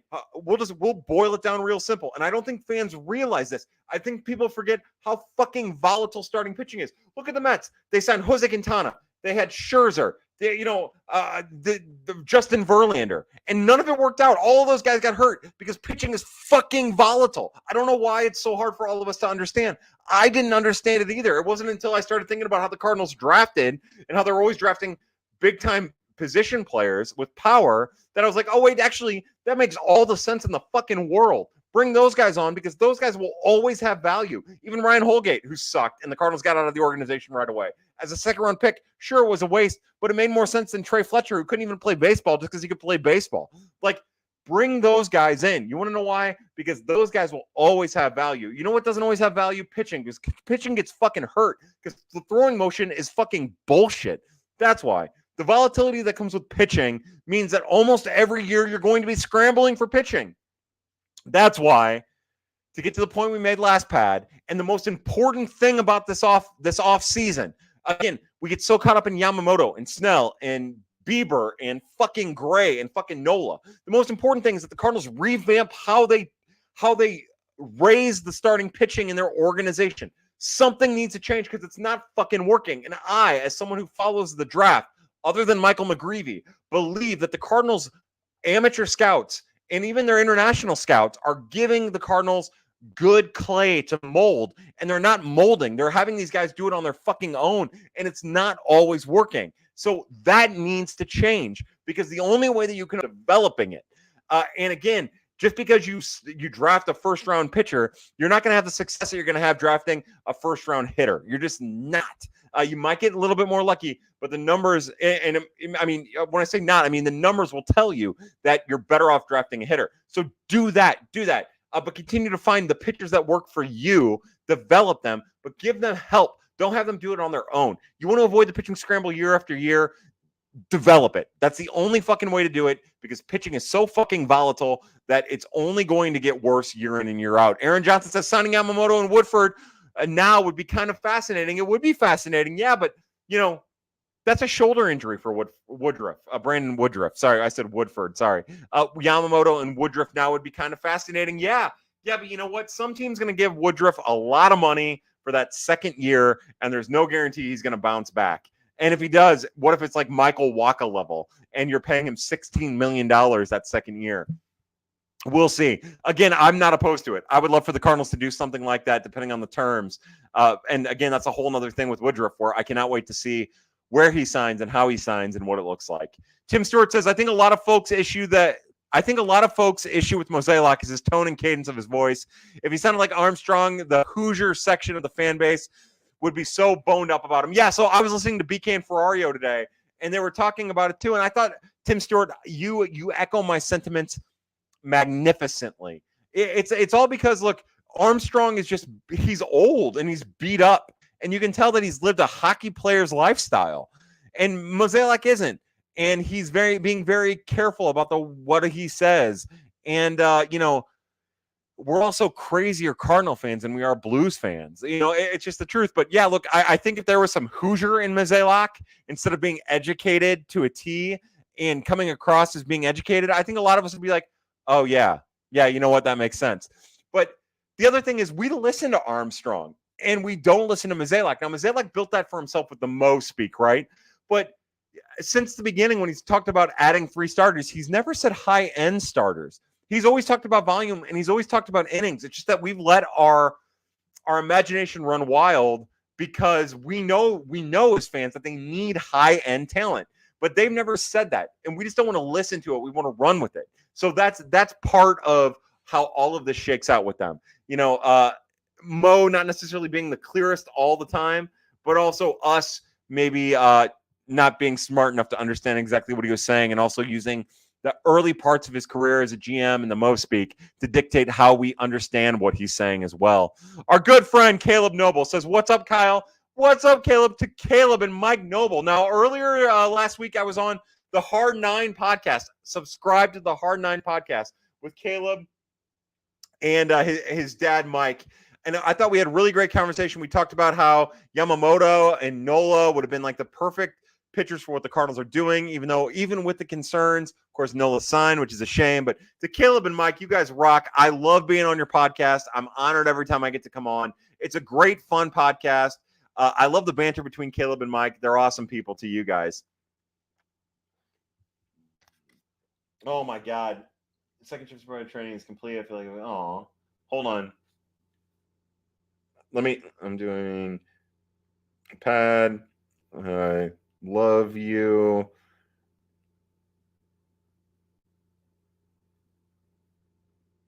I promise I'll get back to you as soon as I can.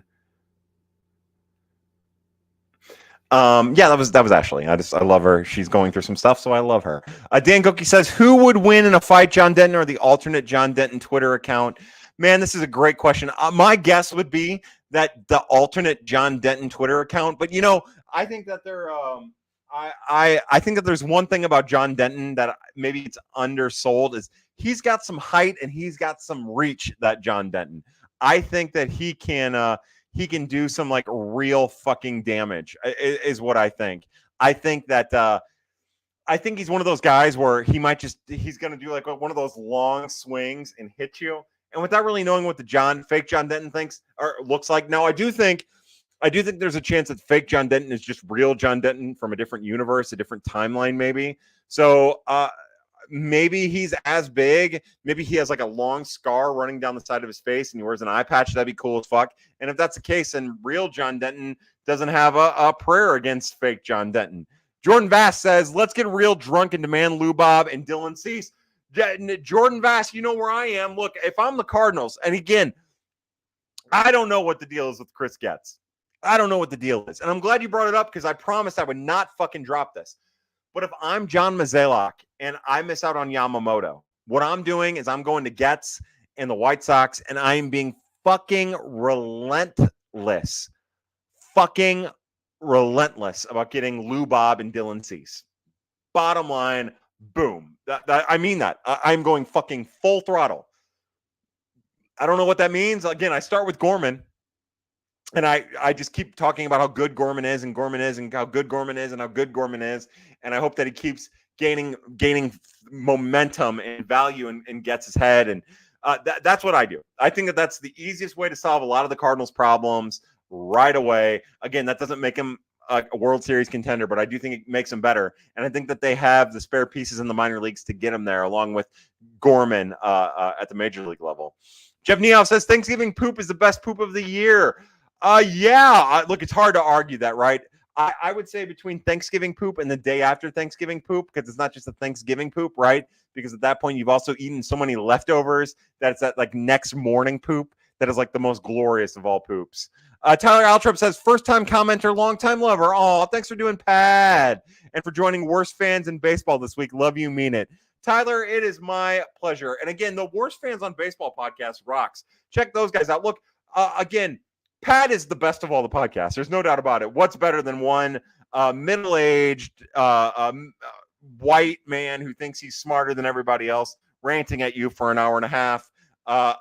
Nothing, obviously. But between Mimi at Mutual and Worst Fans in Baseball, Hard Nine, Cardinals Off Day, talking about birds, there is crying in baseball. Look, you've got nothing but great podcasts, and there's all kinds of other ones that I don't know. Those guys on Worst Fans told me about another one, something like a Newt podcast. I don't know what the fuck that is, but maybe that's good. Who knows? But there are plenty of great Cardinals podcasts out there that are just a level below Prospects After Dark, and you should be enjoying them. Again, my favorite is Meet Me at Mutual. I love Shop Taw. I love Alan Medlock. And of course, Brendan Schaefer, B-Shape Daily. Brendan Schaefer's awesome. Best podcast in baseball with Derek Gould. Awesome. As Cardinal fans, we are so lucky, and this is probably why we're so passionate and also probably why we're so outspoken when we aren't happy. We're so lucky to have such a strong contingent of smart people talking about Cardinal baseball. And honestly, myself included, so fuck off, bitches. To Tyler Altrop, we raise our glass. Tyler, thank you for being, again, I'm going to go back to that comment before we're going to go to Tim Nikolai. I raise my glass. Thank you for being a first-time commenter and a long-time lover. I love you too. I know I've seen your face and your name before. So to you, Tim Nikolai. And Tim, if your last name is pronounced different, I would love to know. Here's the thing about Matt's. He just showed flashes of significant tweets.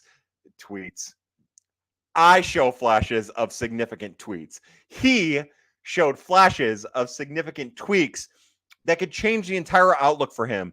Lynn and Gibson are Lynn and Gibson. Yeah. And you know, the other thing about Michaelis that I find fascinating too, he got off to a terrible start, right? And part of that was the World Baseball Classic. Part of it is just not a great pitcher. But the last start of the season is fascinating to me. And how he pitched in the postseason of 2022 is somewhat fascinating to me, although, you know, he was pulled at the right time. I think a lot of those guys, Matt's included, and he'd already made his money for next year and the year after, I think they were in self-preservation mode. Remember, Matz was pretty specific about saying and changing his schedule so that he could get that last start of the season. And he pitched like a fucking man. I think he left some in the tank down the stretch, knowing that it didn't matter how good he was. And again, maybe that's not what you want to hear. Maybe that's not good. Maybe that's not the best thing for Steven Matz. For Michaelis. Jesus Christ, I'm all over the place. I am all over the place, and I am sorry. I've drank way too much already, apparently, is what's going on. But anyways, with Michaelis, I feel like Michaelis rose to the challenge, and I feel like there's more to Michaelis. With Matz, the issue is that he shows signs. Like, I think about 2022 with Matz, right? Before he hurt his knee, and before he missed a bunch of time, and before he went to the bullpen. Like, Matz was a monster in that start against Pittsburgh, in that game where he hurt his knee. And he's showing signs. Sure, he got hammered in San Francisco that year, but he's showing signs over the time that, you know, over his time as a Cardinal, where he might be more. He's just going to get hurt. We all have to resign ourselves to the fact that Steven Matz is going to get hurt. And maybe some of the tweaks are going to pay off, and some of those bad moments aren't going to be as bad. but I think more than likely he is what he is. 65% of the time, he's going to give you a good start, and 35% of the time, it's going to be weird as fuck and maybe rough. And those tweaks will maybe pave out some of those rough moments here and there, but he's just what he is, which is a constantly hurt pitcher. That's why when I talk about Matz, it's Matz and Thompson, Matz and Thompson, Matz and Thompson. And if you're relying on Thompson to be your sixth starter, he shares the fifth spot with Matt, or the third spot with Matz or whatever. You need a sixth starter on top of that. Also, Tim Nikolai says, also, I'm delighted to have stumbled across this seconds ago. Happy Thanksgiving to Tim Nikolai. Tim Nikolai, I've seen you on my timeline a bunch too. To you, I'm delighted that you were here, and I'm sorry if I'm mispronouncing your name, and I'm sorry for going on a Michaelis rant with your question about Matz, and I'm sorry to everybody for being a little disjointed tonight. I apologize. To all my bad people, to you, Tim, I raise my glass. Shelton Mysterio says, if it will let me click on the question, do you think Donovan and Edman get traded? No, I don't. I think the only way Donovan or Edman get traded is if Gray falls off the board and Snell falls off the board and Montgomery falls off the board and Yamamoto falls off the board, and all of the pitchers after those guys are asking for a ton of money and they can get Cease or someone like Cease, and not Glasnow, because 1 year Glasnow is going to get them to trade Edman or Donovan. Maybe Edman, maybe I'm right, maybe I'm wrong. I just remember, well, I am not the biggest Tommy Edman fan. Why, for years now, I have talked about the Cardinals needing to trade Tommy Edman. Without adding on the position player side, Tommy Edman is more valuable now than he's ever been to your organization as compared to other organizations, because you really don't have a backup shortstop that's majorly capable, and you might not have a center fielder or backup center fielder to Nootbaar that's majorly capable until Victor Scott, if Victor Scott pans out exactly right. So I don't think that, and I think that the Cardinals would be smart to continue to address their pitching needs with money and to keep as many of the infield position players as possible while shopping Carlson and O'Neill. And again, I want to say, and I'm biased here because I love the Carlson family. And again, with Donovan too, I don't want them to trade Donovan, and he's my favorite player. He's been my favorite player for years now at this point. I want them to shop Carlson because I think it's best for him. I think it's best for the organization, and I think he's best suited to get an opportunity somewhere else. So other than him and O'Neill, I would keep as many of the starting position players or the full-time position players as possible. Stuart Schneider. So no, I don't think they're going to trade either. Stuart Schneider says, is there any chance a trade for Burns could be pulled off? I lift my Buffalo Trace to you. Oh my God. To you, I lift my my Yingling Hershey's Porter. I love Buffalo Trace. What a world-class bourbon. It's nice to hear that they're going to start, they tried to pull it back to make it more rare as the barrel started to thin. And now the understanding is that we're going to start seeing Buffalo Trace maybe a little bit more. That's exciting. I love it. But to you, and as far as could they pull off a Burns trade? Maybe. But we all know how hard it is to trade in division for anything other than a rental. So I wouldn't suspect that it's something that's going to happen, but it just might happen. But I would say there's a better chance they trade for Cease or Glasnow, even though I don't necessarily think those chances are particularly high right now, than Burns. I think there's a better chance they sign Yamamoto or Gray than Burns. But I guess it could always happen if they're the only one willing to come to the Brewers' asking price, if there's a match there. Shelton Mysterio says, even the best teams are always looking for pitching, right? And again, sorry to go on a pretty passionate and heated rant there about the Cardinals pitching and about signing guys to one-year deals and only having 1 year or potentially 2 years covered. But every team is looking for pitching every year. Almost every team, except for the teams that are growing pitching. That's the only way to do it. So the smartest thing that you can do is be as forward into pitching development as possible. And if you're a team like the Cardinals, that's where you spend your money. Honestly, and sure, maybe you only do it for a couple of years and you get ahead of the pack, you let the pack come back to you, and in 10 years you're back to having to readjust. But I'd rather them do that than spend $27 million a year or $30 million a year on Sonny Gray for 3 years. I'd rather them get Kenta Maeda for 16 and put the other $10 million into something that resembles advancements in how they help raise their starting pitching prospects. That's my own personal view of that whole thing. Is Yamamoto considered better than Darvish? I would say that he's considered more sure than Darvish. From Tim Stewart asked the question.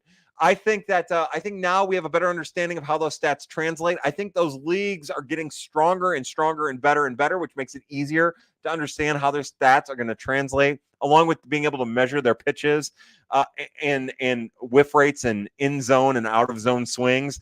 So yeah, I definitely think that right now you could probably say Yamamoto is considered better than Darvish, a two-time consecutive MVP in that league. I would say, and I would also say that you're probably more sure of the success that he's going to have than Darvish, and he's younger too. So all of these things play into the contract. Shelton Mysterio says, I feel as long as Mo is there, it's not going to change. And I think that's really what it boils down to with a lot of fans and their frustration with the Cardinals, right? For me, it's always more of like, I feel like as long as the DeWitts are there, it's not going to change because again, they are the primary owners of the St. Louis Cardinals. They're not the majority owners, and that changes how they get money, what their profit margin is, and also their fiduciary responsibility to the other percentage owners of the Cardinals to provide them with a return on their investment. That's something people forget, and it kind of changes the whole dynamic, but that plays into it. So for me, it's not necessarily about Mo. It's about the ownership. Because I bet if Mo was the president of baseball operations for the Mets and had an extra $100 million to work with, I don't think he'd be stingy as fuck. I think he'd spend that money. I just think that what he's given, he has to be smart with. And I think that the DeWitts budget accordingly to get an ROI, and that all of the investors get an ROI as well. That's my own personal thought. But again, when you're the figurehead of an organization, you get that criticism. Part of your contract is to get that criticism. And it makes sense to me why fans don't think it's going to change until Mo's gone. Thomas says, Mo has said players will have to want to play for the Cards. What MLB 1 or 2, not card 1 or 2, would want to come to the Cards? It will take top dollars plus. Interest ended at 175 for Nola. Yeah, maybe. Again, if you go by the reports, they didn't even really get into contract negotiations with Nola, so who really knows? But yeah, look, I think that the bottom line is the same thing. Maybe to more succinctly say what you were saying is Mo emphasized in the press conference that they want people who want to be here, and they are interested in talking to pitchers who want to pitch for the Cardinals more so than trying to convince pitchers that they want to come to the Cardinals. Well, you're kind of in a shitty spot, and you're going to have to pay people in order to get them here. It's just that simple. You're going to have to outbid, and you're going to have to pay people to get here. And the only way you're going to get better, and the only way you're going to get more people to want to come to St. Louis is if you're better, is to go outside of your comfort zone. So there has to be a give and take. There has to be a compromise with both being willing to spend outside of your comfort zone and finding the right amount of player who wants to be in St. Louis. And look, Aaron Nola is a whole different thing. Look, I'll be as critical as the Cardinals as I can be of not being involved. I think they should have been involved. I think they should have been pushing it. I think they should have pushed that conversation, the contract conversation, so far that it was beyond 172 for the Phillies, almost pushed it to $200 million for the Phillies. At the very least, if you can't get him, then it fucking cripples the Phillies a little bit more. Worst case scenario, you've bought him. And maybe that wasn't the case. Maybe it was just like, maybe he was 172. That's enough for me in the Phillies. I'm ready to go. Again, you don't know what these players want. They take the reins in these kind of situations. Think back to Freddie Freeman a little while ago, right? He found out that the Braves offered him a different contract than what he was told. He was pissed. It was a whole thing, right? Before he went to the Dodgers. So you have to keep that in mind that as long as they're given the information presented to them, they're going to make whatever decision that they think is best for them. Those are my general thoughts about your comments about what MLB 1 or 2. Look, you're going to have to throw money at the player for sure. But I think we forget that just after one bad season, one sub 500 season, along with a bunch of mediocre seasons, people love playing for the Cardinals. The Cardinal fan base drives the interest from players. And as long as we are the fan base, people are going to want to come and play for the Cardinals. It's just a matter of it all working out right for them. Tim Nikolai says, screw it. I'll ask another one. Why do folks love Cease so much over Glasnow? Is it just health? StatCast has Cease leagues behind Glasnow in nearly every category. Well, okay, so there's a couple things. I think you're dead on. I think you nailed the health thing, right? I also think Cease was a Cy Young Award winner. I think that plays into it too, right? I think it's easy to be like, oh yeah, Dylan Cease, he's won the award. So I think that plays into it. As much as anything, or no, he was second in the Cy. Not he didn't win the Cy. He was second in the Cy. So that's a whole different thing, of course. I'm sorry, my apologies. But I think that plays into it. I think the years of control plays into it too.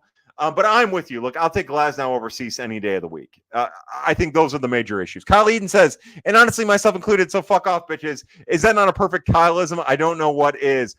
Yeah, Kyle, not only me, but you too, hopefully. To you, to Kyleisms, we raise our glass.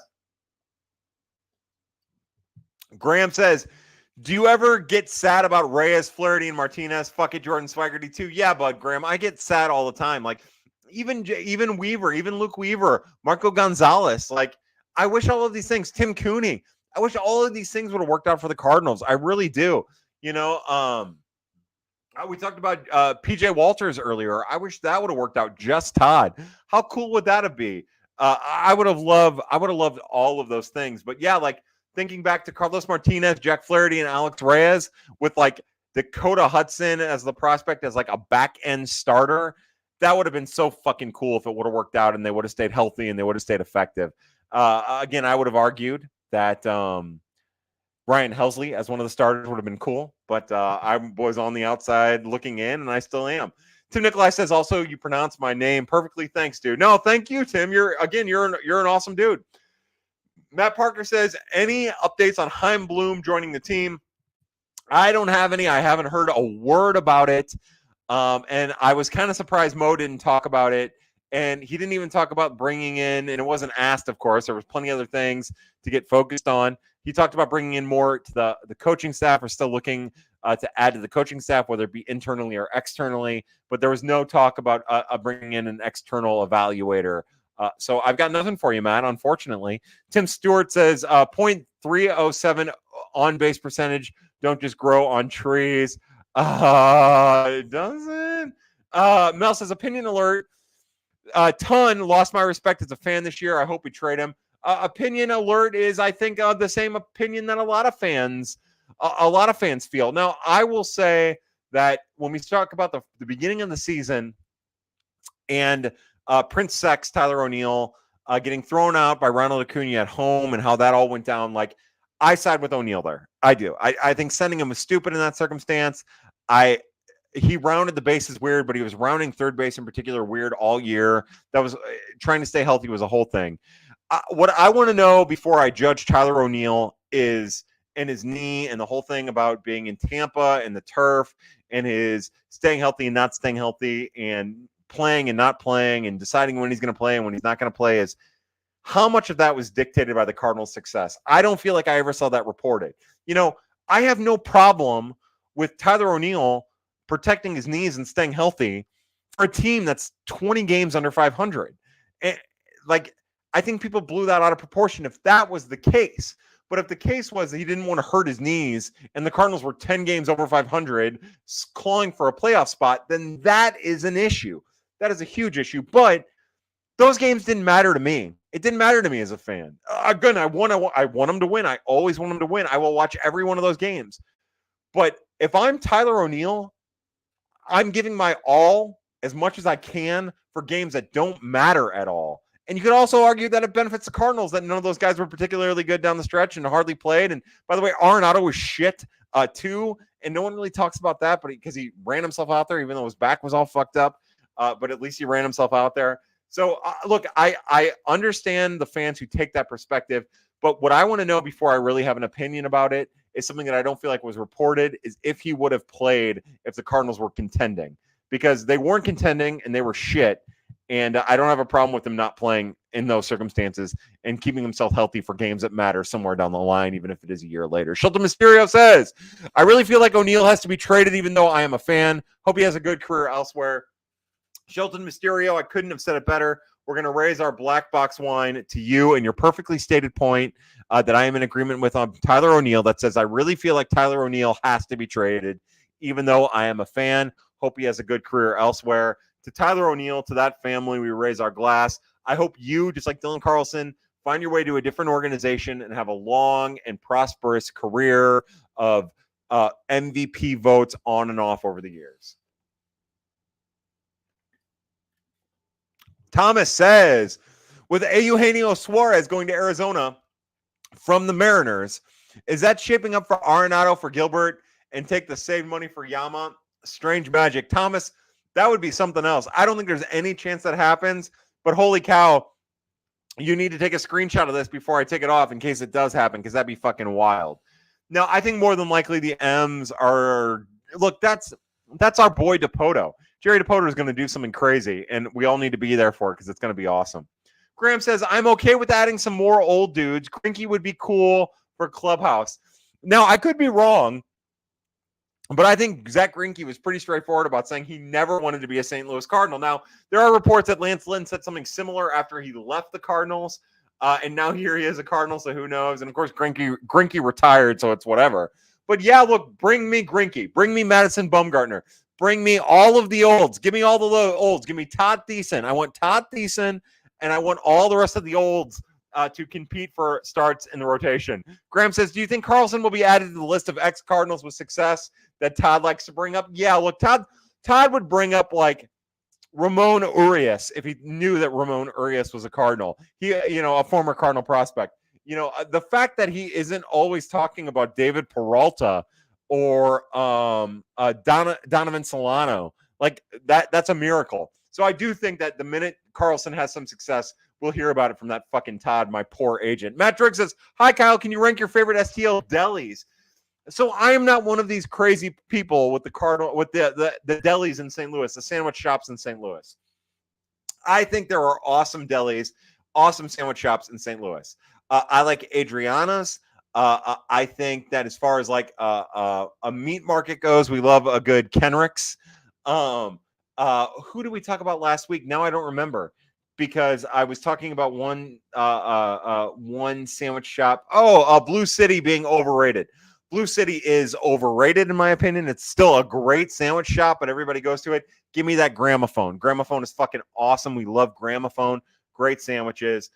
And as far as I'm concerned, it's a lot of tied for first situations because you can't go wrong because meat fucking rocks. Now, we are at the 1 hour and 47-minute mark. We have this. Oh, God, this is going to be a disaster. Hold on. We've got this much beer left. To all of my pad people, all of my skanks here on Skanksgiving, we raise our glass to you, our beautiful mug, which you may or may not be able to get at Birds on the Black. Who knows if that site even exists. I blame Ben Cerruti for killing it, really. And also Tara and Alex.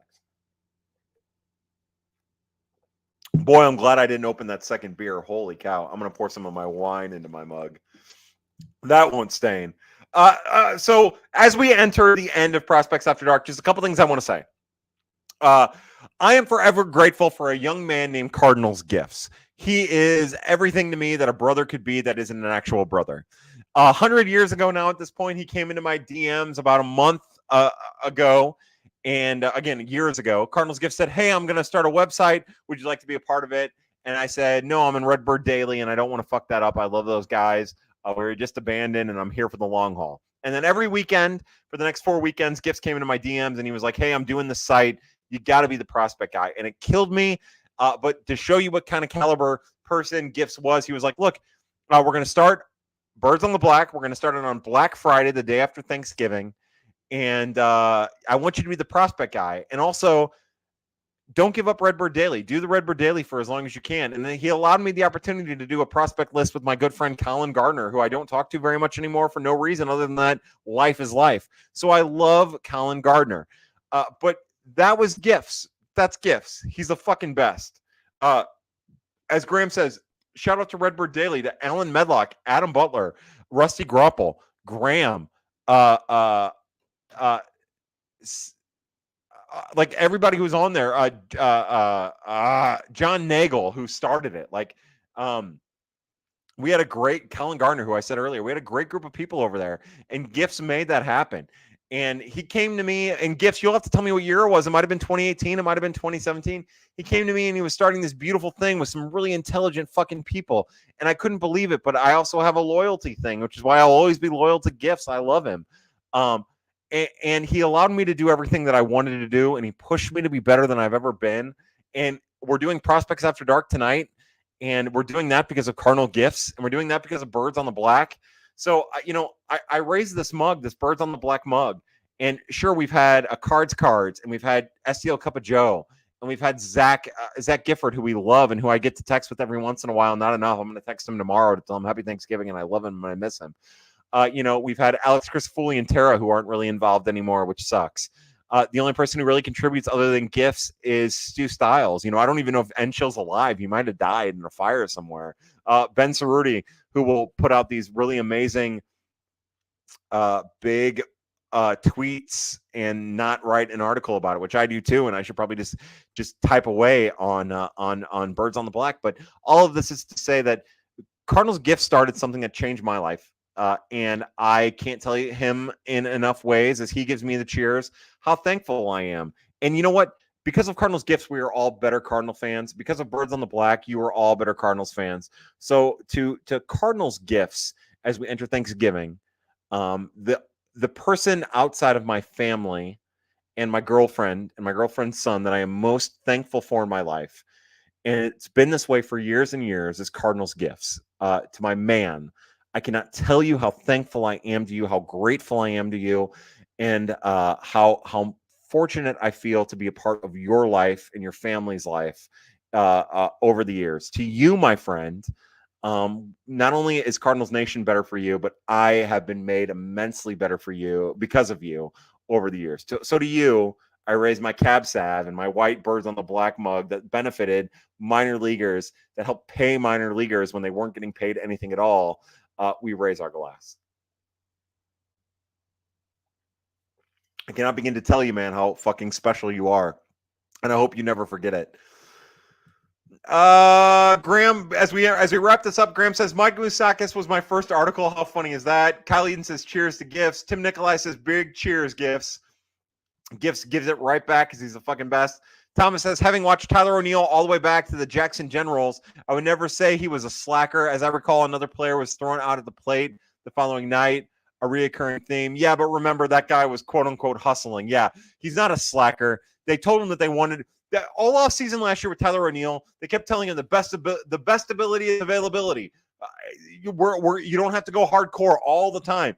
We need you available. We need you available. So when Ronald Acuna gets a ball that he's going to throw any runner out at home on, he kind of takes a weird turnaround third and everybody loses their fucking mind. I'm with you. Shelton Mysterio gives me the cheers. Shelton, you asked some great questions tonight.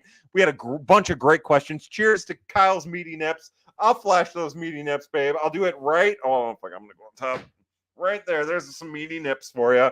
To the pad people.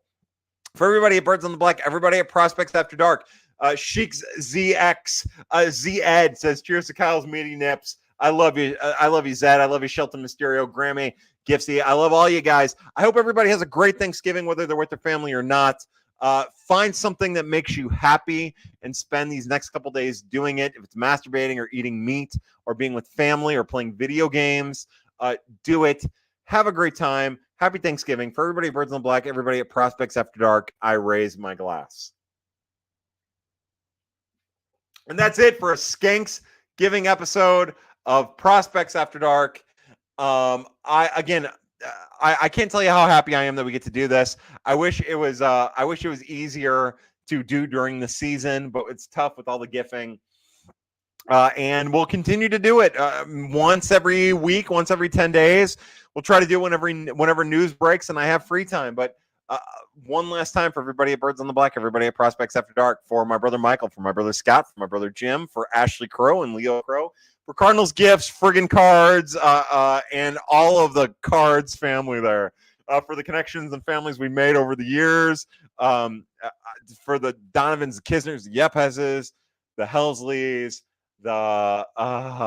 just countless families that we've been able to be a part of, for the Richardson Hudson family, for the Redmond family, for oh my God, Scott family, for the Wynn family, Walker family, for everybody that's been able to, for the Cardinals front office that has watched this and talked about this over the years.